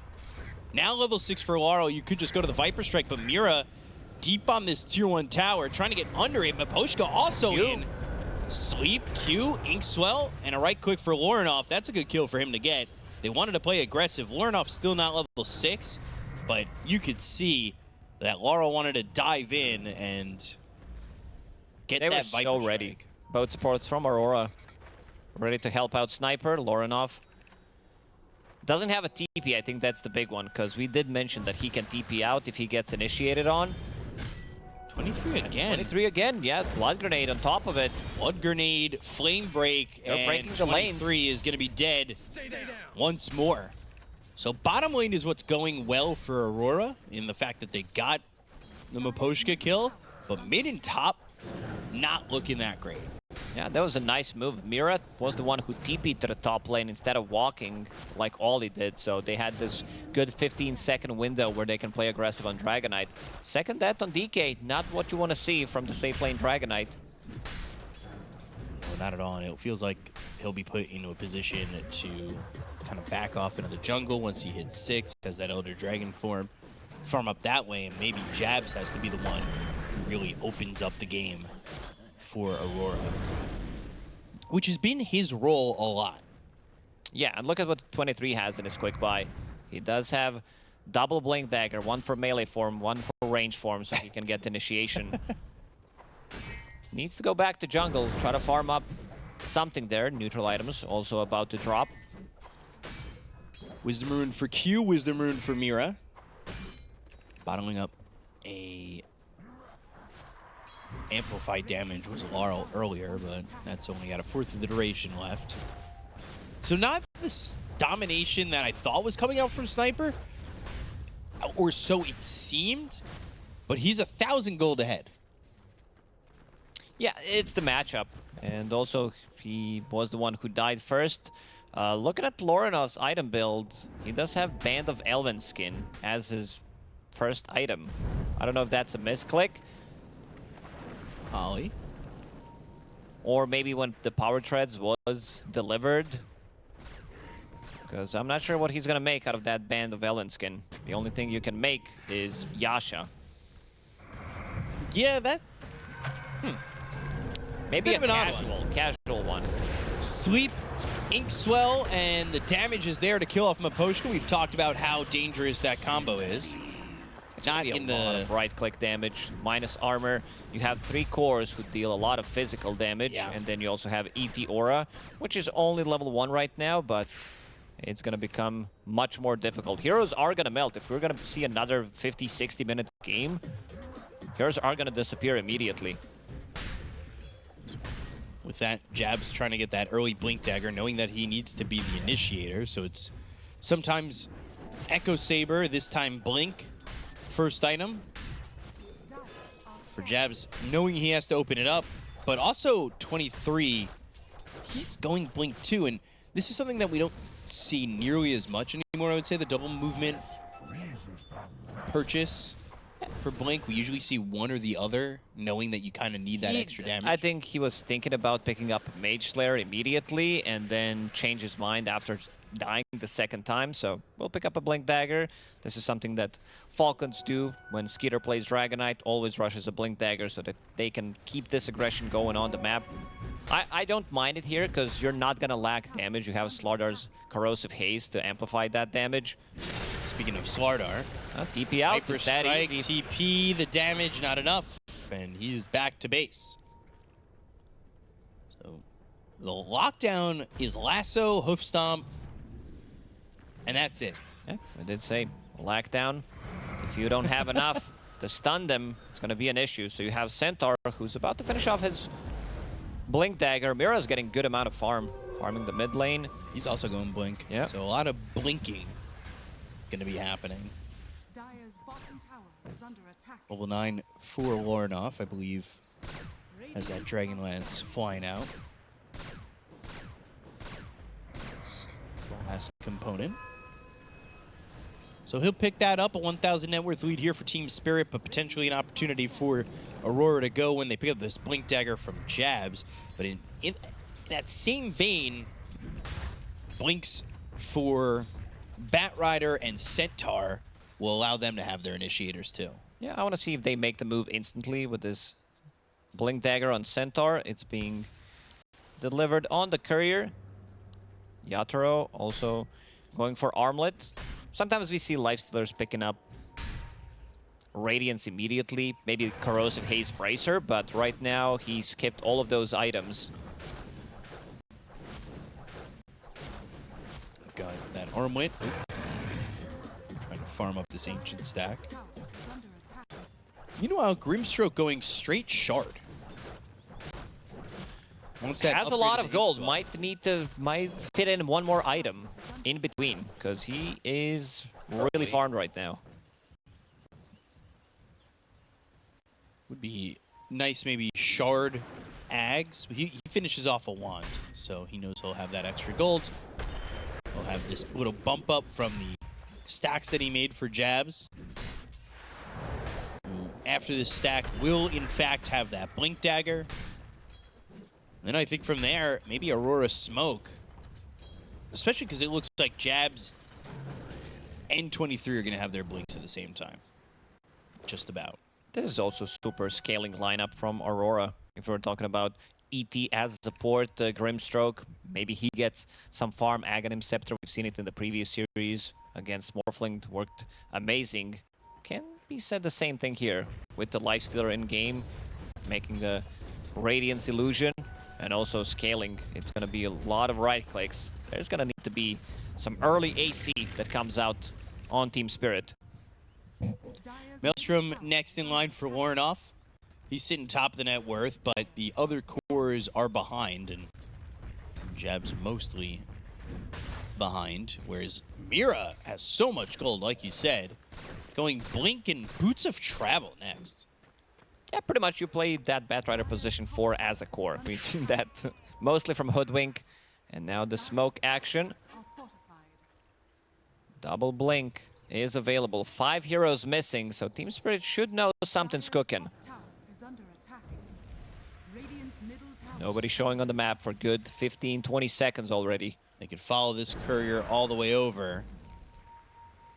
Know that they're close. There's the Inkswell Blink with the Elder Dragon form. No chance for Miposhka to do anything. It's clean kill, but it's 5 heroes going down bottom for a smoke to get Phoenix. So Spirit gonna be happy with that at least. This should be a tower, and the top lane, Laurel will be able to finish off that one. We've seen 2 Blink Dagger pickups from Spirit, but no smoke action. They didn't go for any of the kills. Ollie will get that obs on the high ground. That being said, here it is. Radiant's bottom tower is under attack. They will smoke up. Try to find an opportunity. They do have Miposhka Supernova available to them. Is under attack. And more stacks being taken by Lornoff. Closing in on that Maelstrom, and he's getting a real good amount of farm, but compared to the Lifestealer, what's more effective if they stay even in net worth like this? Oh, I like Aurora scaling. Jabs, Hoof Stomp, Double Edge, and they've got the Flame Break, Slithering Crush, not gonna matter. Jabs is gone. Assassinate for good measure. Yeah, the Aurora lineup scales really well. It's just a matter of getting there, as they're kind of falling behind. Not really through fights. It's a 3,000 net worth lead. It's only 4-5. And the net worth, the farming capabilities here for Team Spirit early on are quite high. Grimstroke, he does not want to farm. This hero also with the build that he's going for, 1 point in Stroke of Fate. Inkswell is maxed out, just bringing the shard. They want to keep taking these fights. You picked up the Blink Daggers. Now you want to use them. And another smoke from Aurora. They need a bigger kill. Who can they find? Maybe they get their hands on Lifestealer. They have to have complete control, not allow him to get that rage off. He's towards the back. They've got this obs, but just miss him as he goes down the steps and goes across Again, the lane. the only hero they see is Miposhka. Everybody else hiding. Yeah. And Miposhka, Dragon Tail, Inkswell, and Jab's getting that kill. But again, it's just onto Miposhka, and everybody from Spirit's happy with it. They continue to farm up. Yatoro getting close to his Sacred Relic. She's going to turn into Radiance. Mira farming on the different side of the map. We've seen Batriders from position 4 becoming a core super early on. Man, 1,400 gold for him. He's just about as farmed as Jabs. This is so insane. So much farm. Whereas we're seeing the refusal from the Grimstroke to get that kind of farm. Assassinate out, but it woke him up from his sleep, and the Firefly able to get away. Inkswell won't land. So not well timed. I believe they were trying to get the Assassinate into the sleep. Yeah. Get the Inkswell and get the kill, but the timing just a split second off. So Miro will continue to farm. The net worth lead will continue to expand for Spirit. Inkswell searching. Miro, with the amount of gold he's got, would be a good kill. Oh, he just But TP'd. TP's right in front of Ollie. They've got the Earth Splitter, the Slither and Crush, and Ollie gets the kill. So something showing up there for Aurora. Manages to get the stack. That was the last millisecond. Lorinov again clearing the stacks. The game did slow down. We are not seeing much fighting. A pick off here and there, but no real engagements. So, yeah, Yatoro just taking all this time to farm, and he's going into the Radiance. I would assume if you're Grimstroke, you're going to look into Ags next when you see that, right? Yeah, might need to pick up a Blink Dagger, maybe some Ether Lens, but also Aghanim Scepter. If he can get the farm, sure, I'm definitely down. See if he can get there. Viper Strike used. That's through onto the Elder Titan. But just like the last few Viper Strikes, just TP out. Easy peasy. We haven't seen Lasso yet. I don't think so. They are farming, getting closer to bots on Mira. Everybody feels comfortable, but Team Spirit, I feel like after Yatoro finishes another item, they're going to be fight ready. We still haven't seen them use these infest bombs. Miposhka again. Silence, that means no Icarus dive, and another kill for 23. Maybe they start to add up as Ollie stands his ground for a moment, gets invis, but eventually dies. They go to the Stampede. There's the lasso on a Jabs. Viper Strike from Laurel. They'll take out 2 as 23 Blink, Dragon Tail, Soulbind used as well. And can they get this? It goes Sniper is over peeping. onto the Batrider, and yeah, Sniper Infest. is peeping, but they're going to infest. They'll get the save on a Laurel, turn this around as DK will run and die. They can't quite get the damage out. Laurel was low, so was Mira. So 3-4-2 trade, I believe, overall. Miposhka did die earlier. Team Spirit, they're getting a lot on the map. Level 15 Lifestealer compared to 13 on Dragonite. He continues to farm up. They desperately want to get to the next set of items, having these Dispel mechanics. Miposhka going for one. Yule Scepter finds Philosopher's Stone. Then you have both cores going for Manta style. By the way, the Sniper, the Band of Elven Skin, just sitting in the backpack. So I just don't know what he's going to make it into. Nothing. I think there was a misplay with Power Treads. Is under attack. We'll see. As Lornoff Mjolnir is delivered. That's the saving grace right now for Aurora, is at least he's got that. At least he's got that kind of skin farm. item sucks. You can only get 2 items out of it. I mean, And then you can turn Yasha into 3 items. Okay, that's good, but... Yeah, I guess, what, Sanjin Yasha's not awful? Yeah, get Yasha, Kaya, and Sniper, tank Cardell, tank it up, bro. Ooh, I like that. Yules, even with Miposhka dying so much, he has picked up Yules, and that will stop them from just TPing out after the Viper Strike. Infest pop, Lorinov's dead! They got him in the midst of doing the Tormentor, and Team Spirit, They're not done go yet. for more. 23 is dead, and this game is falling apart for the side of Aurora. Oh, completely. We need to stop attacking. Both supports dropping very low. Mira gets the shard, one of the most useless shards in the game as a support Batrider. But nice moves from Team Spirit. Suddenly 9k gold lead. They continue to farm up. This is going to be Manta pretty soon on Yatoro in the next 2 minutes or so. So doesn't need to care about Breathe Fire damage reduction. The big one is Corrosive Haze. And you can also kill Phantom instantly. So, recovery starts now for Aurora, as it really feels like they are just Are scanning. in dire straits right now. If they were playing the other side, Mira will die. The cube is stronger than the hero. Cube is a hater. 1,400 damage being done there by the Tormentor. And Collapse gets it. Yeah, And Poshka is fine with that. Having Philosopher's Stone, continues to farm up, stacking in a triangle. I guess. But if a support dies, it should go to a support. Tower is under attack. It's still 50-50. That's how it works. Lorinov, with amplified damage, they need to make something happen out of this one. Who can they get it to? Can they get to go on is the question. It's amplified damage. The shrapnel is down. Laurel's showing mid. But everybody's here for Spirit. Jumping in might be a massive mistake. Sending out the Spirit to get some information. They do have this obs there on the cliff, so it sees Collapse going for the bounty rune. Not the easiest hero to kill, and especially with Mira kind of shadowing him.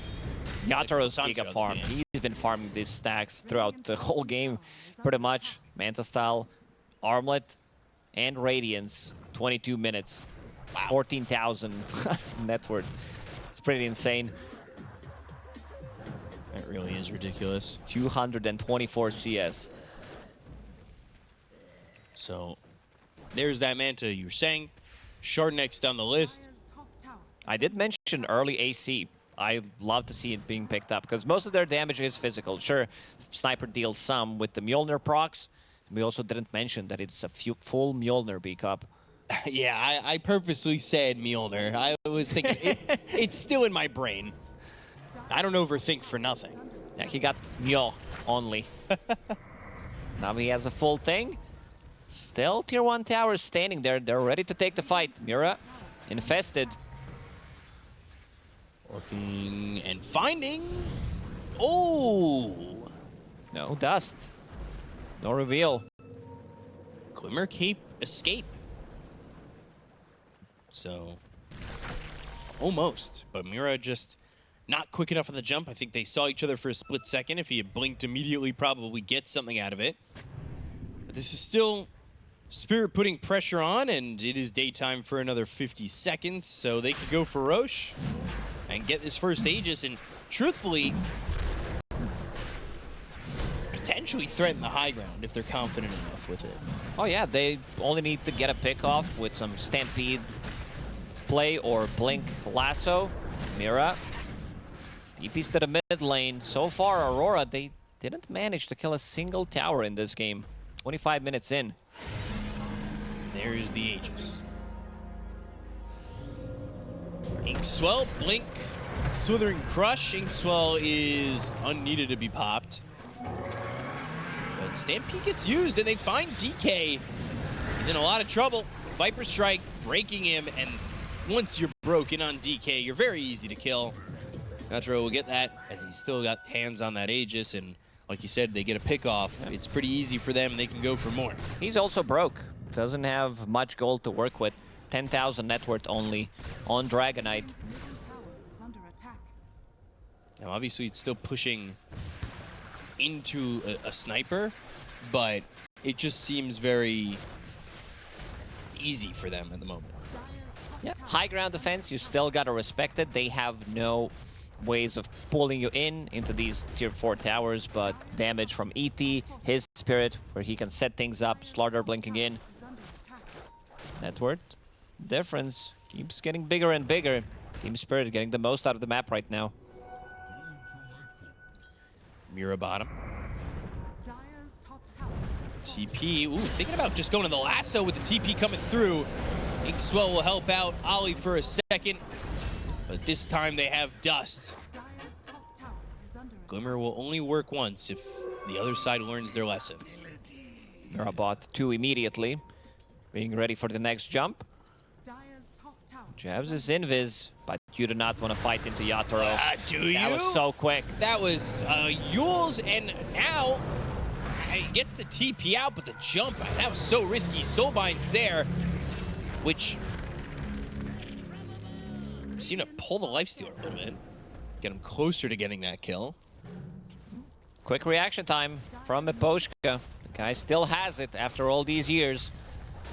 Yule Scepter immediately onto Slardart. A little surprised that Jabs decided to go on instantly. Maybe he didn't see Lifestealer there for a second, but definitely you do not want to take a fight into him right now. 2.5 minutes still left on the Aegis, level 20. There goes that tier 2. You called for this AC. He's getting there. Normally, I'd say he's almost there, but He really is almost there. Scotty completed on Viper. That's going to be a lot of slow. Dragonite is not going to have a good time. They have Scotty. They have Break Mechanic as well. top lane is Laurel as well as Collapse. See if they come to join as they're going to take this last outer tower. Still 2 minutes left on this Lifestealer Aegis, and We'll close out all tier 2 towers with first Aegis. Not too bad.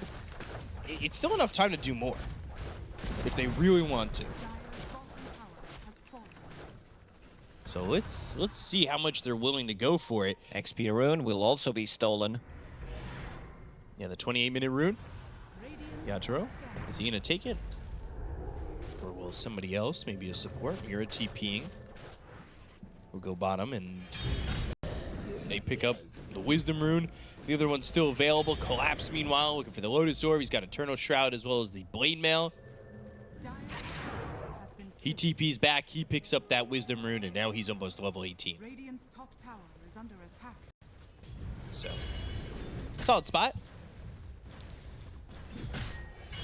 23 is the one who's really struggling the most. And now with Manta style available, he can push out some of the waves much easier, not needing to commit. The question is, can they delay this game without losing too much of a map control? Jabs. Spotted, lassoed, and everybody TPing over. Ogre Seal Totem, TP, and out. All right, somebody buy a Basher.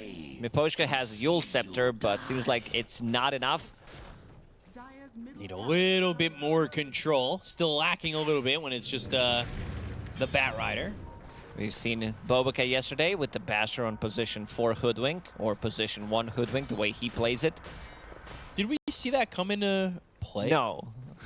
Maybe some like bounce from the Acorn shot, but never really used it. Why he bought it to cancel the Black Hole. Yeah, because he had that Abyssal Blade with the extra cast range from Scurry. And I don't think we saw that thought actually in practice. So Aegis expires in 2 seconds. As they're here mid, they've got Illusions pushing bottom. Aurora forced into potentially defending and not being out here on the outer rings to farm the entire time. But Team Spirit also in a position where they don't have to fully commit and wait for next Aegis and then push the high ground. Yeah, seems like that's going to be the plan. We've seen a lot of these games that look very one-sided early on, and the other team is unable to get stuff done. We're talking about these professional e-gamers controlling certain areas of the map. They know how to play it. Not allowing team to get out, even though the map is like really big, so you're still getting some farm. Things are pretty difficult because the gold difference keeps increasing. Puts them down about 18,000. 1,000 gold needed here for Jabs to get this Ags, but I don't really feel like this item is going to be the big change that they're hoping for. It's going to help him, but if he gets initiated on some Blink Lasso that Mira is looking for right now. I also wouldn't mind seeing Laurel pick up his shard if they want to siege the high ground with the next stages. He still has time, sitting at almost 3,000 gold. Even if Poshka has 3,000 gold in the bank. Wonder what he could go Hex. I mean, he could do a lot of things, truthfully. Jab showing bottom, Blink Lasso in his future, and away from the rest of his team. So he'll pop the Infest. The Ogre Seal Totem stop thanks to the Yules. And Jabs is dead. This happens right by the tier 3 tower. They even saw them. They had Observer Ward on the high ground. They smoked after it. Now they're going to go uphill, see what happens. AC is going to help quite a lot. Gataro doesn't seem to care too much about Sniper at the moment. Definitely needs more damage. Tormentor. This one, not killing Sniper is a plus for Aurora. But shard there for Laurel, you asked, and he received. He got it. A minute until potential Roche spawn. Aurora, they've been stuck in the base. This is the classic Sniper experience. I think everybody who plays Dota had this type of a game where you're feeling you're playing 4v5. The guy who's playing Sniper keeps telling you, go play for the high ground, guys. I got this. And 40 minutes later, he doesn't. Guys, I got Ancient Guardian. It's fine. Great. 23. Ags in his future. And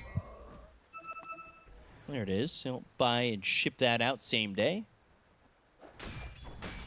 But they are just... These cores are so far behind.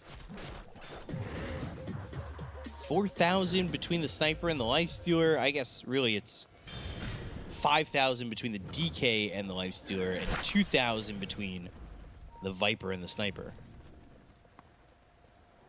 Buybacks available on 3 heroes. Everybody has some kind of a dispel mechanic against Corrosive Haze. So the only thing they need to do is get level 25 on Slardar. Easy peasy. Corrosive Haze undispellable. Gonna take him another 25 up to 30 minutes. But he's totally gonna get there. Yeah, absolutely. Okay. Because they have Sniper and they're playing for the high ground. Tank Cardell made a call how to play for the next half an hour. Infest into collapse. Lornoff on the run, but maybe they could catch something. Stampede, jump, go. That's going to be an illusion. But you killed it. You got it there with the Infest pop. Pop that Manta, push this creep wave, have that Radiance going. I'm interested to see, is Grim... Grim's going Hex.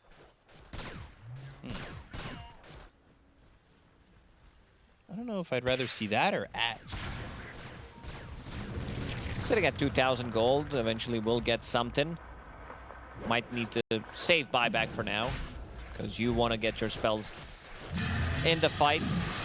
Jabs, Aghanim Scepter now completed. Bigger puddle. Ooh, having HP regen, armor, and status resistance.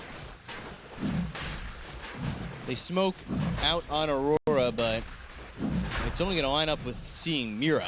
If they can get Mira here, that's pretty big. It's a kill in the It's a kill. Batrider, but 570, 600 for the rest of the team. But now, what can you do with this? Are you just buying time for what seems to be inevitable down 20k? Or are you turning this into more kills? It's fighting into the Aegis still. It almost feels as though they're waiting for just the respawn of Batrider. So, 4.5 minutes with that Aegis. And Collapse building that Shivas. Collapse has been in the farm mode. I don't think... Haven't really seen him. Yeah. Plus 45 retaliate damage. 23 Ags, Mindbreaker, Mage Slayer. I can't really blame him for taking the retaliate damage. Sorry, Over Ags. Stampede cooldown. Manta When was the Mage. last time you heard Stampede?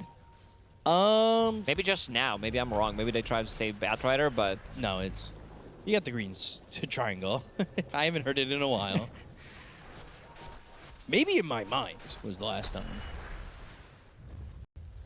Outro. Smoke behind him. There's the Rage, Ink Swell, Jabs, making some puddles. Come into the pool if you want to play, and... Oh, bring Mira. Mira He's in. Uh-oh. Soulbind connects. They've got the sleep. Can they close this up? Earth Splitter comes through, and now they go to the Supernova. Jabs burning out with the Sun Ray. They get the kill to Mira, but they'll trade Jabs. They'll look over at Q. BKB was popped by Lornoff, but he doesn't quite have the damage. 23 is going to have Elder Dragon form in a second. That's the last glyph. Sniper just finished off MKB. They need all the damage they can get.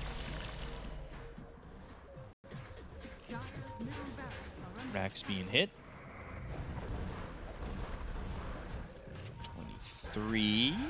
Ooh, blinking forward, going for Ollie.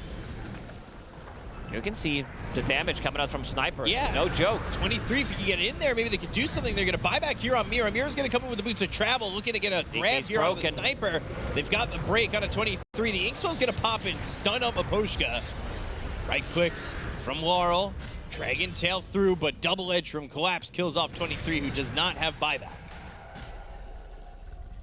Yatoro needs to use Infest, needs to heal up so they can continue this pressure. Laurel is the one sieging right now. 23 saying stay down. Thanks for Yatoro being delivered. And rinse and repeat over bottom.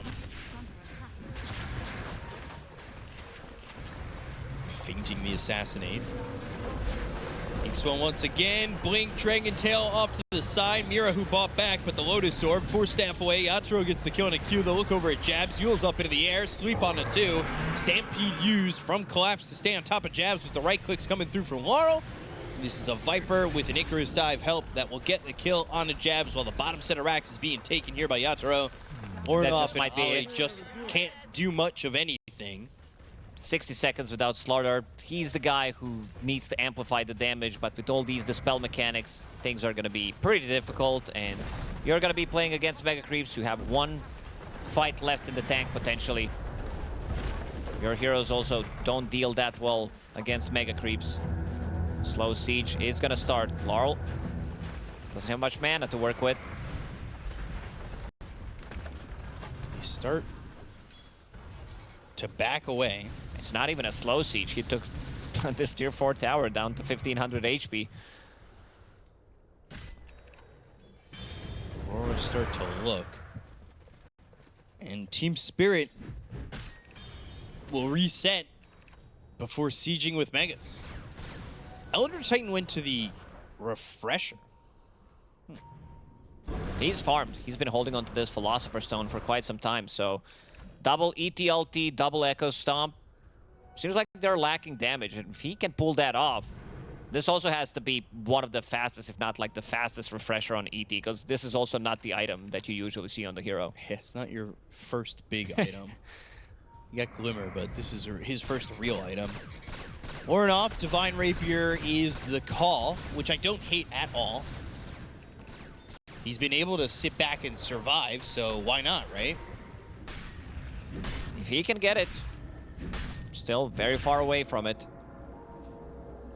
I will say, if Team Spirit back off, which it doesn't look like they're doing now, going in on Ollie, who won't have buyback if he dies, he will fall dead for 50 seconds. That nullifier from Aposhka. We've seen that Stampede. recently. Phoenixes do tend to pick it up. Their Laurel toxins, does soul not mind. care. I was going to say, if they back off and wait for this next Aegis, it does give time for Lornoff to actually get to that Divine Rapier, so better sooner than later would probably be the call if you see Lornoff going for that last-ditch effort. Obviously, they don't have the know-how that we do right now, what he's got queued up. But Spirits start to invade the base. Those right clicks from Lornoff are continuing to be thrown out, dealing with these illusions, having to deal with mega creeps. Shivas gets popped. They go to the Viper Strike on a Jabs, who will Ogre Seal totem away. 23 blinking in. Wheels up into the air. Supernova comes out. Do they have the right clicks? No, they don't. Never seen one. That is just going to be Supernova popping. They go to the sweep. It lands on a Poshko. Lornoff is dead. Jabs falls. Both these heroes have buyback, but they'll just call GG. And Team Spirit will take game number 2 and force us to a third. A very one-sided game. Aurora, after the laning stage, it was, what, one pretty even 1k gold lead for Team Spirit, and then Yatoro continued to... Because Yatoro, famously not a fan of Gyrocopter, yet you convinced him to play at carry. What was the discussion behind that?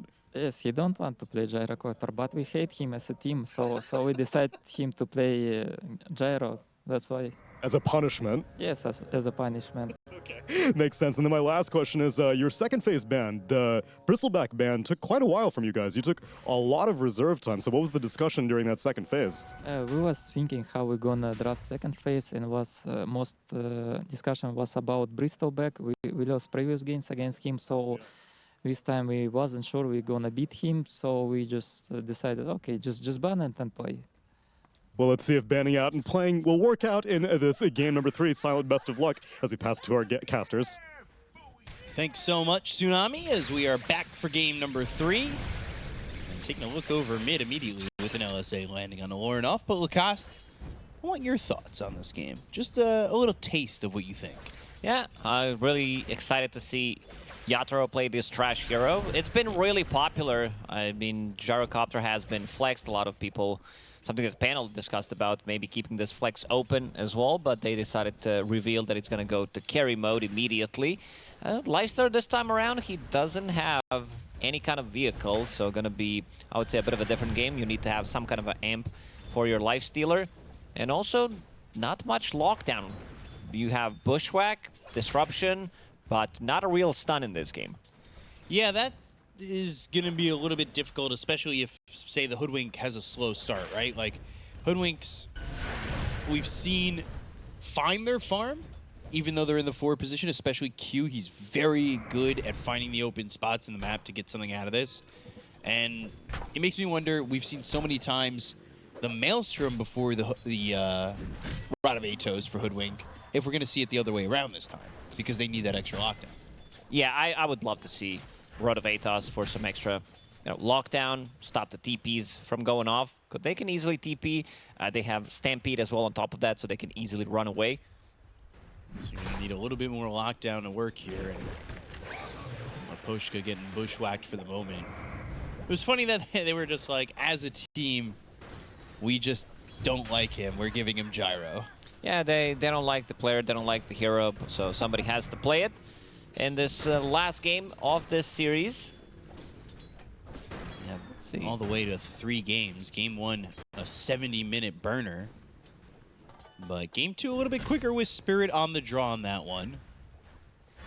But the lack of lockdown is concerning if you're rooting for Aurora here, where it is definitely not lacking at all for Spirit. Every single hero on that team has something to give. That's what I want to see when you're playing against the Lifestealer, against Brewmaster, having this instant stun, a lot of burst damage that can come out from Lina, Lion, Centaur on top of it.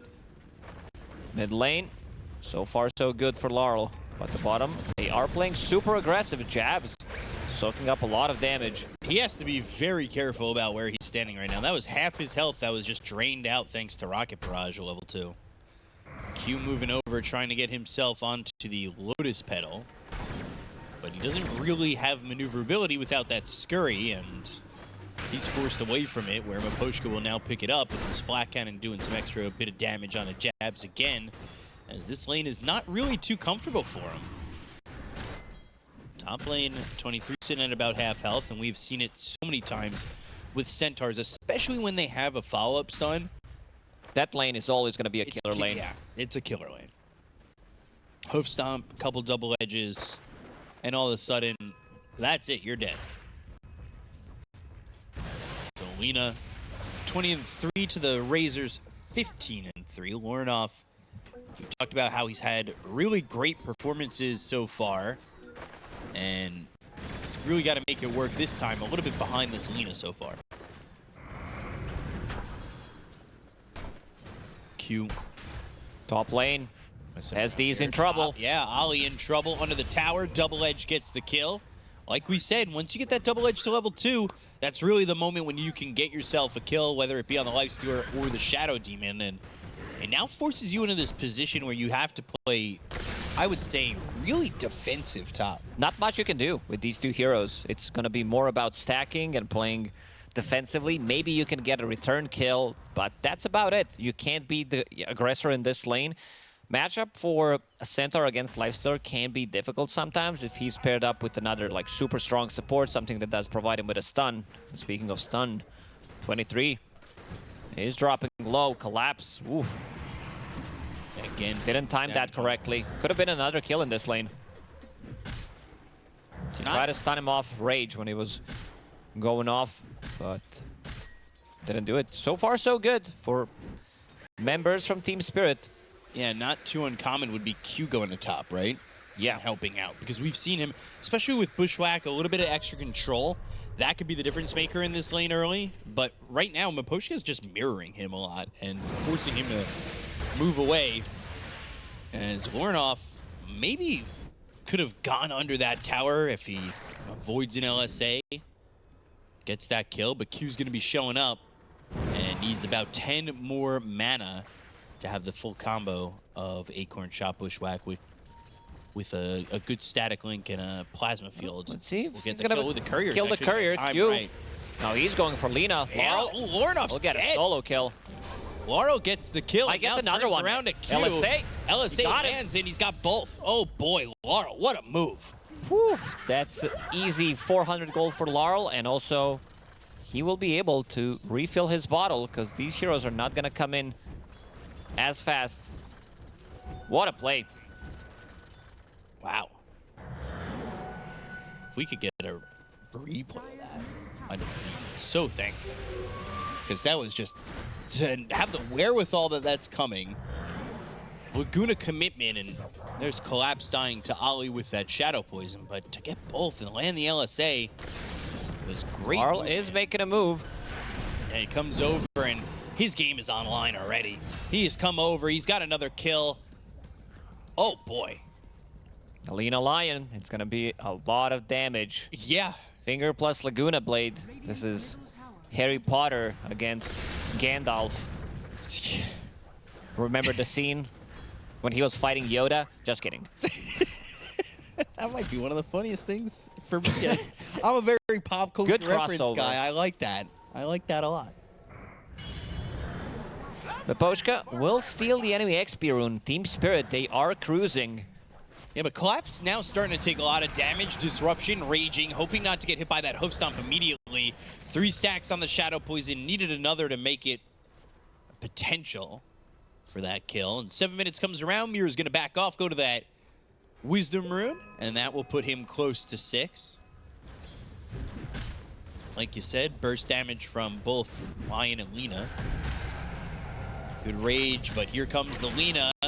Earth Spike, LSA, they got a Good kill luck a killing the catapult. Yeah, very tanky catapult. 1300 HP. Mid lane is being pinged out. Razor not having a good time. This Lina pick did catch them off guard.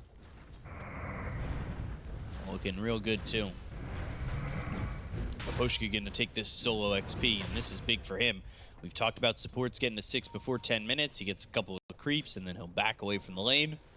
But he's level 4 while Lion's about to hit that 6, and with Laguna Finger, just about anybody. Yeah, pretty much. You can burst any of these heroes easily. Miposhka has been very active, very efficient, stacking while making the moves around the map. And speaking of stacks, Lorinov will clear those. Definitely needs a way to come back into the game. Let's see if he's going to buy another Band of Elven skin. This time around as Razor, you can upgrade it to something. Yeah.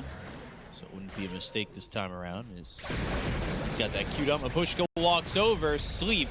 But Q is here. Acorn Shot, Bushwhack. No level 6 for Mira, so no burst damage. The static link from Lorinov is taken away. And an LS Lina with on your it Cane too. Rune. Ball down. Yataro's here. They go to the Primal Split. They've got the Cyclone onto the Gyro, so that'll stop him from chasing. The damage on Tamira will be enough. It's from the high ground. They look to get that Wow, sweep. he's coming back. Got the LSA on a Jabs once again. He needs to be careful. These Pandas are not that high on health. Rocket Barrage, he comes back to form. Laguna Blade's used, and it ends up being a trade. Oh, didn't also dispel that Arcane Rune from Lina. So we'll have another ulti available. Laurel, there's a massive difference. Almost 1,500 gold between two mid laners right now. Level 8 has bots available. Mira will refill his bottle one more time. Stampede at the ready if they need to close the gap. Finger as well, pre-10 minutes. They did pick up those XP runes. So Laguna Blade, he can TP to the bottom lane. They can try to outnumber. TP's available for Larl. Question is, who do they want to double tap?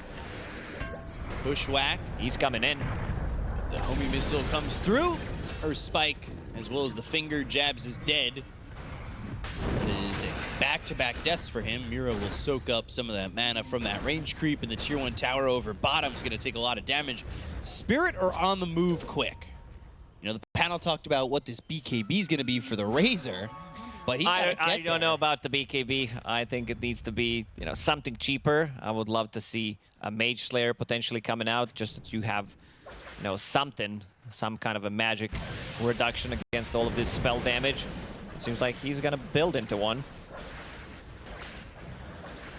3,000 net worth lead, and Laguna off cooldown now has that to pop someone again.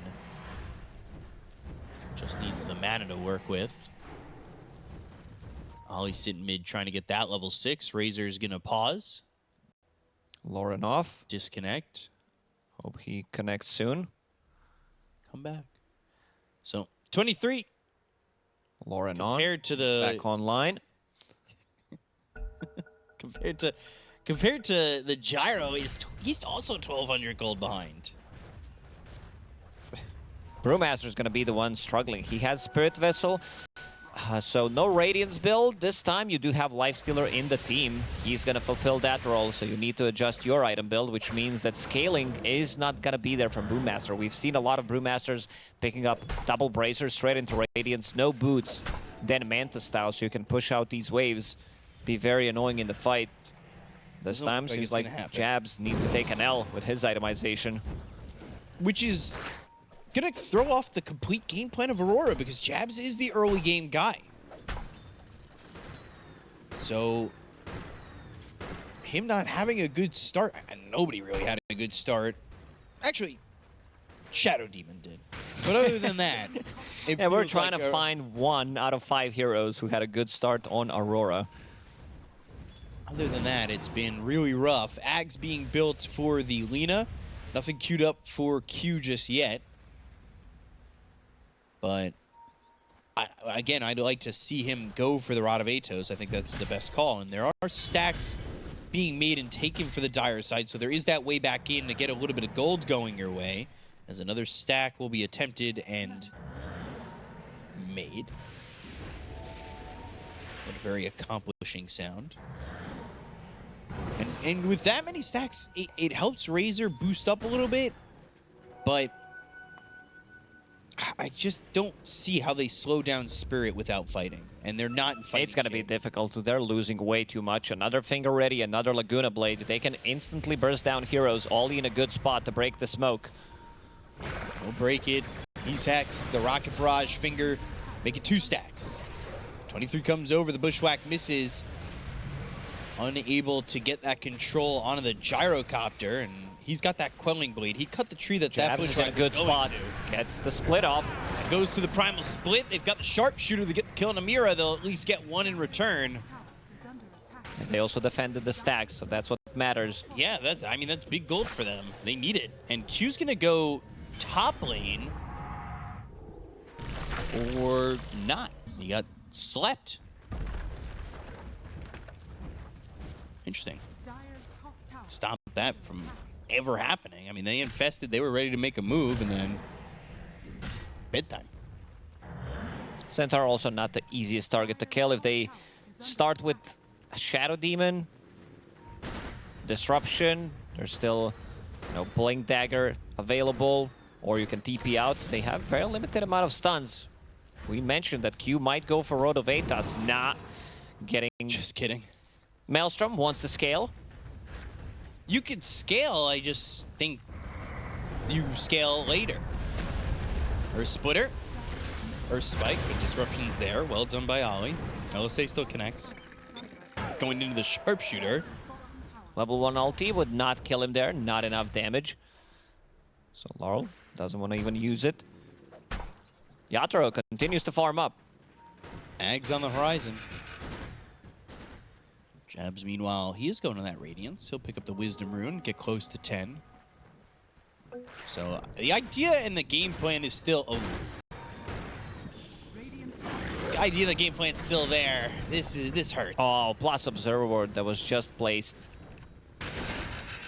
Another flag cannon. They can't defend the stack unless they bring the numbers. Map is getting smaller and smaller. What's gonna be the next item for Jabs? It's still gonna be Radiance. Yeah. Double Radiance, apparently. We've seen double Radiance at last TI when Raid King was meta, so people were buying double Radiance and still getting the value. Later on, you can disassemble it and get Nullifier, so maybe Lifestealer wants to do that because Brewmaster is not a good hero to, you know, utilize the... Yeah. utilize that Nullifier. Sharpshooter misses there. Demonic Purge from Holly coming through onto the Lion. And Yeah, there's that Ags finished for Lina. And it has a haste rune. Okay, somebody's dead. Level 2 ulti, always low on mana on Lina. Might be Atro. Poshka trying to be nearby to help out with a sweep if need be, but goes to the Earth No Splitter. stampede. That'll split up Q and Jabs and give a little bit of time to Yatoro. They'll go to the Blink, Hoof Stomp, Double Edge, get the kill on Jabs instead. And didn't commit to the split. I think they were hoping to catch him without it, but that Earth Splitter didn't have to have impact in damage. It had impact in splitting them up a little bit that gave the extra time for the TP. And that worked Team out. Spirit protecting Yatoro, who's still sitting at 0 deaths. You'd think after the interview where they said they don't like that guy, they gave him Yeah. Gyro, but they all come to protect him. They want to get a dub in this one. Guy. Laurel controlling every single rune in this game. Arcane, Bottle, had a haste. Continues to farm up. Now Gyro taking over the top spot. Aghanim Scepter completed.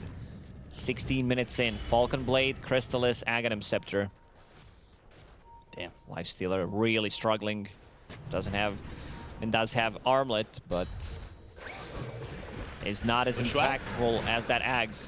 Spirit Vessel or Spike to stop 23 from getting that kill. It's Q who gets credit for that one. I think Jabs could have just taken it and then get a little bit more gold going the way for his Radiance, but Q is only 800 gold away from this Mithril Hammer, meaning he has the Maelstrom. So the scaling can start.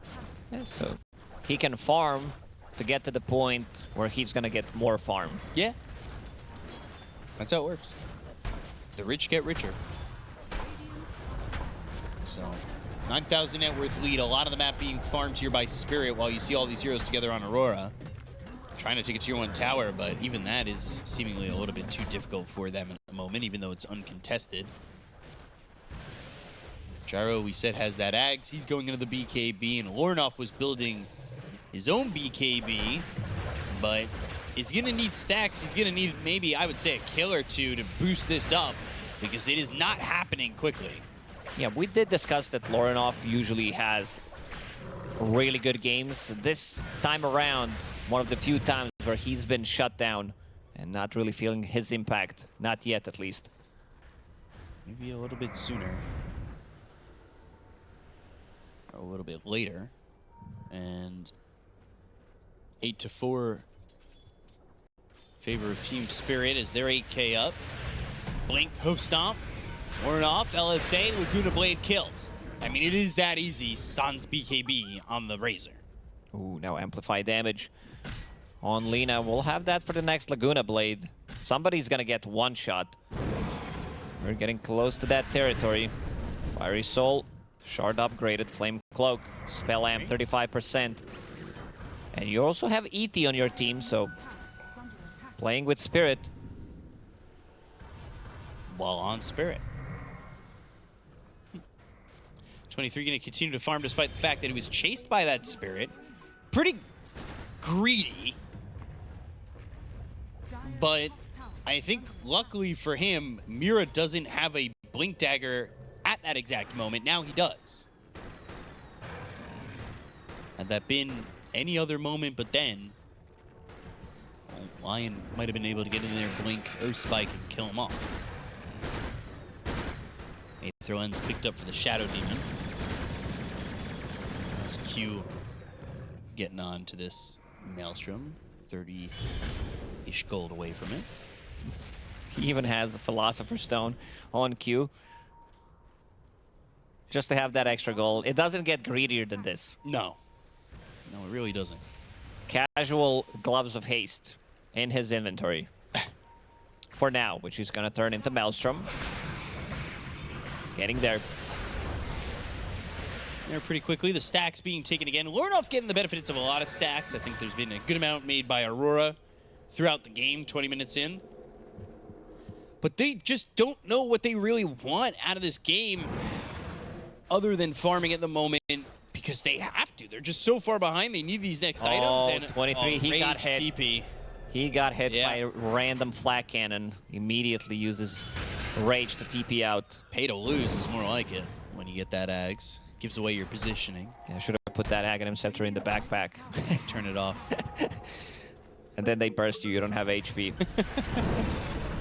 Amplify damage popped here on Laurel. They'll go after Roche.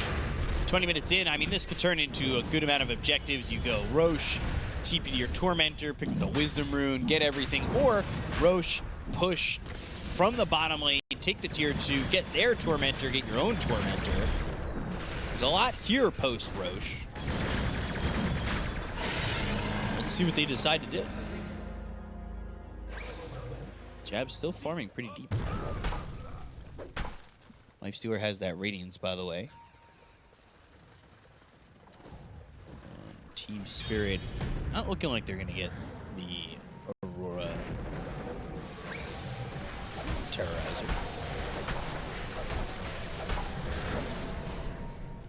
So Brewmaster, Jabs is like, okay, 1 Radiance is enough. I'll try to boost up some armor and give more damage to the team. Okay. For survivability, picks up Vlad's. That means no pushing with illusions. He's not going to be going to the Manta. Different build overall, and single Radiance it is. Who just left this Kobold in the river like that? That's not cool. Laurel's the one with Trusty Shovel. He's been digging, scouting things out. If you're checking going if to there are any bring runes. a Kobold into the world like that, And you need to keep him close, because Yeah. this is a baby Kobold. yeah. It's kind of like Radiant's bottom tower messed is up. under attack. Shard picked up there for Mira. He also dug up this healing salve, just leaving his trash on the ground. Stop littering, bro. Scanning. That's what Hoodwink says. So Radovitos next here for Q. Has finally picked up that Maelstrom. Ornoff, he was working on a BKB. He's just the recipe away. And then Sanj for Lifestealer. So this has to be the moment to fight, right? Like BKB, Trying to make something happen. maybe you Yeah. wait for Gleipnir. But That's very far away. yeah, Dire's middle tower. it's tough. It's tough to want to wait. It's tough to really, honestly, get the time either. Mages here, and now Earth Spike, LSA. Not even needing the Laguna Blade to get that kill. Ollie's dead, this tier 2, joining him. Structures are falling. Radiant structures are falling. Still Coming after the defending this tier 1 tower. I don't know if 23 is going to expect this one. Uh-oh, Mira. Rage, TP out. Everybody abandons ship on Aurora from that bottom lane. They're not even going to deny it. I don't even think they're going to lose that tower. One more attempt to Yeah. defend it. Somebody needs to sneak it in. Try to backstab the tier 1 tower. 10k health. gold lead for Team Spirit.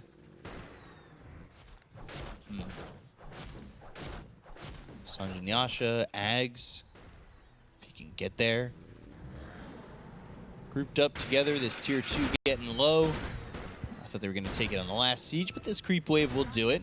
They've got Yatoro here.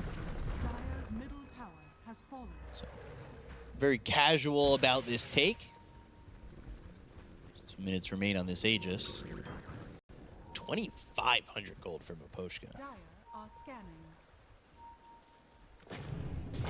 All right. He got it this time. Oh, boy. Call down finger and a kill. Easy peasy there, getting 23. They place this ward, spot him, blink, go. And there is not much saving this Lifestealer at all. Under attack. I think the previous game, I don't think Aurora killed a single tier 1 tower in that game. Maybe one in the end, but again, 25 minutes in, all tier 1 towers are still alive. Laurel's having enough. Solo kill on cue. Now imagine if Laguna Blade had Finger of Death style stacks.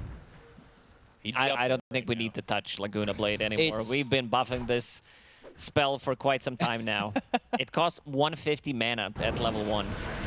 That's Getting supercharged and stuff. 10 stacks of Fiery Soul. 50-second cooldown level 3. Compared to Lion, who's, Dire's bottom tower is under attack. you know, in a bad spot, considering that Lion is exclusively played as a support. So getting that level 18, things are much more difficult. Dire's bottom tower is under And everybody's tanky nowadays, so you're really not feeling that 600 burst damage. what, from Finger? Or Yeah, also there was a Mage Slayer in the previous patch, Yeah, or maybe 2 patches ago. We've been on the same patch for quite some time now. for a while.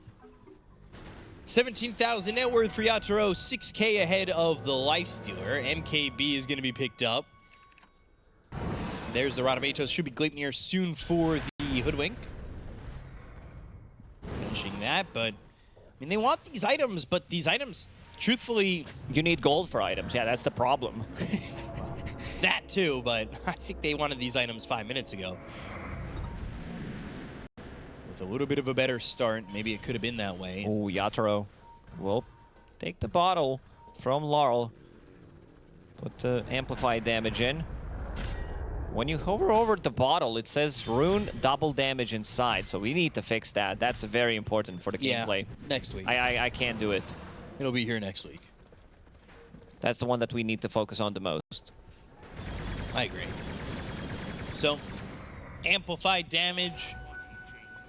Next Roshan, 2 minutes. But this tier 2 gonna get pushed. Laurel, Earth Spike, and there is the double nuke. Oh, he lives. Oh, oh. Not for long. Dragon Slave for good measure. That was good by Ollie. Just unfortunate that Dire's top tower he couldn't survive. That's 23 dead again, so has fallen. it just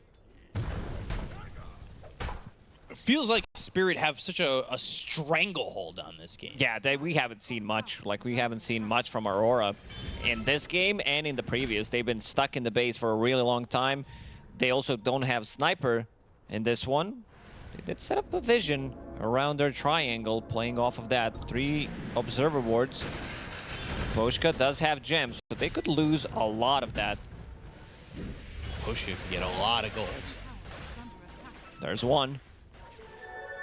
He bought that gem, has that perseverance, going for the Lotus Orb. And Smoke, Yatoro with the amplified damage. This is risky business. But they're going to go for it, and Stampede, BKB, they got him. The hero Sign is trash of indeed. life. As he says, they managed to burst him down from 100 to 0. No Satanic on him yet.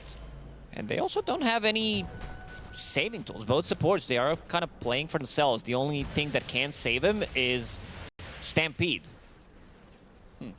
So Shadow Demon, popping that ulti, removing amplified damage. They do have ways of dispelling things with Brewmaster, SD of course. So, with that happening, if this is a quick Roche spawn... It's gonna be on Dire's side. Yeah. Maybe if they go through the gates, they could try to do it. Gyrocopter 22 seconds. needs a little bit more HP to be able to survive through all of that. Not too bad of a kill. Signs of life for Aurora. Yeah. Radiant are scanning. EKG's picking something up now.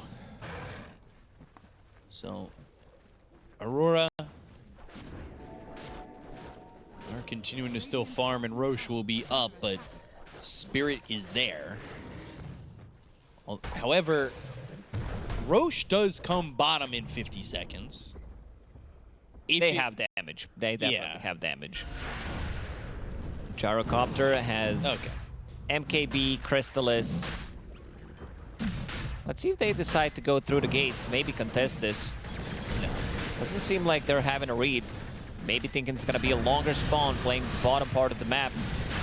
About 25 seconds should be enough for Spirit to finish it off.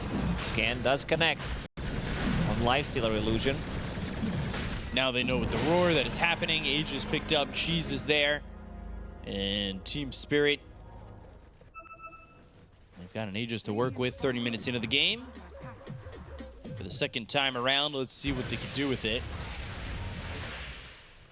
As Aurora is still trying to piece together a comeback at 5 kills.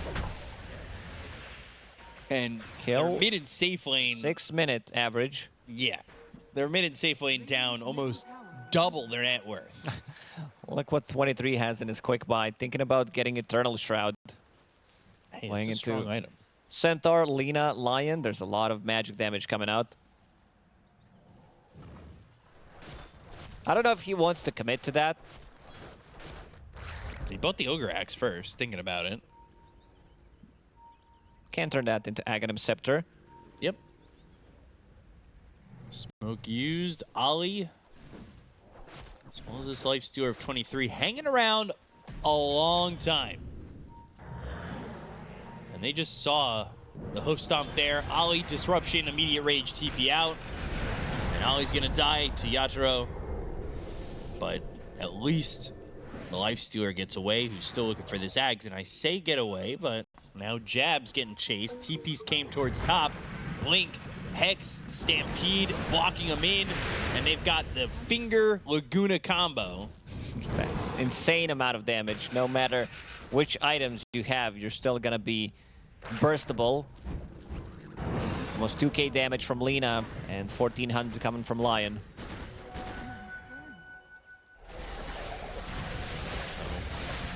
Tormentor. Not gonna... I was gonna say not gonna terrorize them, but these heroes got low. 23 needed Ollie's to use got Infest short. Yeah. on Q to save him. Q, this time, needs a little bit more protection so that he doesn't get one shot by Lina. Almost having A on disc ready. Dire's middle tower is under attack. 2 minutes and a half left on this Aegis. Still a lot of time to go to have that chance to jump. They were hoping to get a kill in the Lifestealer, and that's probably what their jumping off point was at that point. Yeah, we still haven't seen that one big team fight where both teams are committing to it. Last fight was Gyrocopter dying and them running away. A lot of pickoffs, but they need to test it out. Who's stronger right now? Dire's bottom Seems tower like Aurora, they want to farm, they want to wait. I love that Laro's still using Trusty Shelter. Yeah, that item's too good for a tier 1 neutral item. You're getting way too much value. Because when you think about it, it also scales. You're picking up runes later on. You're getting more gold from it. Healing cells, mangoes, always going to be good. Cobalt to scout things out. Maybe we need to have a treatment the way we did to the tier 4 neutral item. My brain just stopped working. Ninja Gear. That you can't use it from the backpack or something like that, because it feels everybody's picking it up. We've seen a game a couple of times where there's 3 trusty shovels on one side, 2 on the other. Means something is really good about the item. Yatoro still holding the Aegis for another minute and a half. So they're going to back away from the base, but keep it close. Looking for someone to extend just a little bit too far. That being said, Yatoro is just going to show himself. Pop the infest, not going to commit to that. Jabs. We haven't really seen a split in a while. And We haven't seen a lot of things in a while. I'm grabbing my stick, gonna poke both of these teams since they're in the same arena as we are, so we can walk over there. yeah, harass them. Sounds like a great idea, B-Cup. Wasn't mine. I feel like that was just kind of thrown on me. Yatoro, still 30 seconds on Aegis, amplified damage available, a lot of farm top. Clearing up that creep wave, going to the Daedalus next, so it just needs that Demon Edge. And Aurora really haven't been able to catch up in farm at all, even with Spirit sometimes giving them this hefty amount of space. Tormentor, Shard for Maboshka. Alright, Elder Titan Shard. There's the Aegis expiring. They didn't take any buildings with that Aegis. No, they dealt some damage to Tier 3 tower, opened up the map a little bit more. Just a little bit, though. Lina. Larl is searching, level 22 right now. Tons of burst damage. Hoof stop, Aeon Disc, Scurry Sleep. Ooh, on the run. Stampede to stick with them. They've got the homing missile coming in. They'll get themselves one. They'll look over at Ollie. Earth Spike draining and killing. Yatoro's got the second kill, so now 17-5. I'm a little surprised that they decided to go into triangle without checking some of these casual spots. The most common ones, the high ground ward that they have in a triangle, providing them with vision, getting 2 kills out of it. Both supports, they do have buybacks available, but Team Spirit, they're gonna poke. As they should. Although, how much are they willing to poke without the Aegis? They'll go for the Earth Spike as well as the Finger, the LSA, the Laguna Blade. They'll get the kill on Lorinov. 70 seconds, no buyback. Buyback from Shadow Demon a little bit too late. Mira with the voice line, come to TI. This has been a very quick kill. Zip, zap, gone. 1-2. And also forcing 1 buyback. They can continue to go in and siege these barracks. Homing missile. Won't land on its target. Mira waiting for another jump. Bottom tier 3 now. Going for the racks as well. 23. Infesting, disarming, but being force-staffed back into the rest of the team. Good bushwhack. They've got the Satanic, though. Yatoro popping the BKB, and he's going to start to turn this around with the help of the Stampede. They'll miss the hoof stop on a Q. Pop that Shivas, and the chase is on to try and get a kill on a collapse. Bushwhack connects. There's the Lotus Orb, but Mira coming over. Another good force staff from Mira. They've got the force staff, but there's the Primal Split. They'll stun up Mira, trying to at least get something out of this. That's just Gem. the Lion. Now it's Maposhka. 2 heroes dead. Gem on the floor. And Aurora may have bought themselves about 5 more minutes. Yep, definitely. At least for now. Now you can feel the power of Lifestealer locking onto the target, having this Aghanim Scepter to get inside Gyrocopter, also disarming him. Good force staff play from Mira. Yeah. Forces Yatoro in. They thought about focusing the Lifestealer once he jumps out of that infest. Didn't happen though. Was quick with the fingers on Rage. And then again, another force staff that did save Collapse. So now they back up. Roche a minute away. Laurel. Again, with the trusty shovel. Yeah. 40 minutes. Popping some mangoes. Too good of an item. Do we have a mangoes consumed? I don't Graphic? think we do. Oh. Okay. Figured I'd ask. Just because he's got Trusty Shovel. Probably has dug up a lot of mangoes. Or just Trusty Shovel results graphic would be great. But 23 pushing up, farming as much as he can, going into an Abyssal Blade. AC next for Jabs. And Roche in 10. Yeah, Brewmaster definitely falls off when you don't have Radiance on you. No Radiance, no Manta style means you're not getting the farm. You can push out 2 waves with it, maybe get some extra neutral creeps from it, but if you're sitting in the base with Vlad, Spirit Vessel, Blink, you're playing a completely different game. So let's see if Aurora even think about contesting. We know that Roche is happening. The scan comes out, but Roche down to half health. The timing might be right on this one. It's a last-ditch effort here for Aurora. Mira, though, gets the instant Hex. Oh, the call down, the rage, the Infest. It's going to be through on a Yatro, but they're going to lure it off. They've got themselves the Bushwhack that lands onto the Lion. Popping out of the Infest, looking over towards Roche. 23 is caught. He's killed. 3 heroes dead with Ollie falling. Jabs next on the list.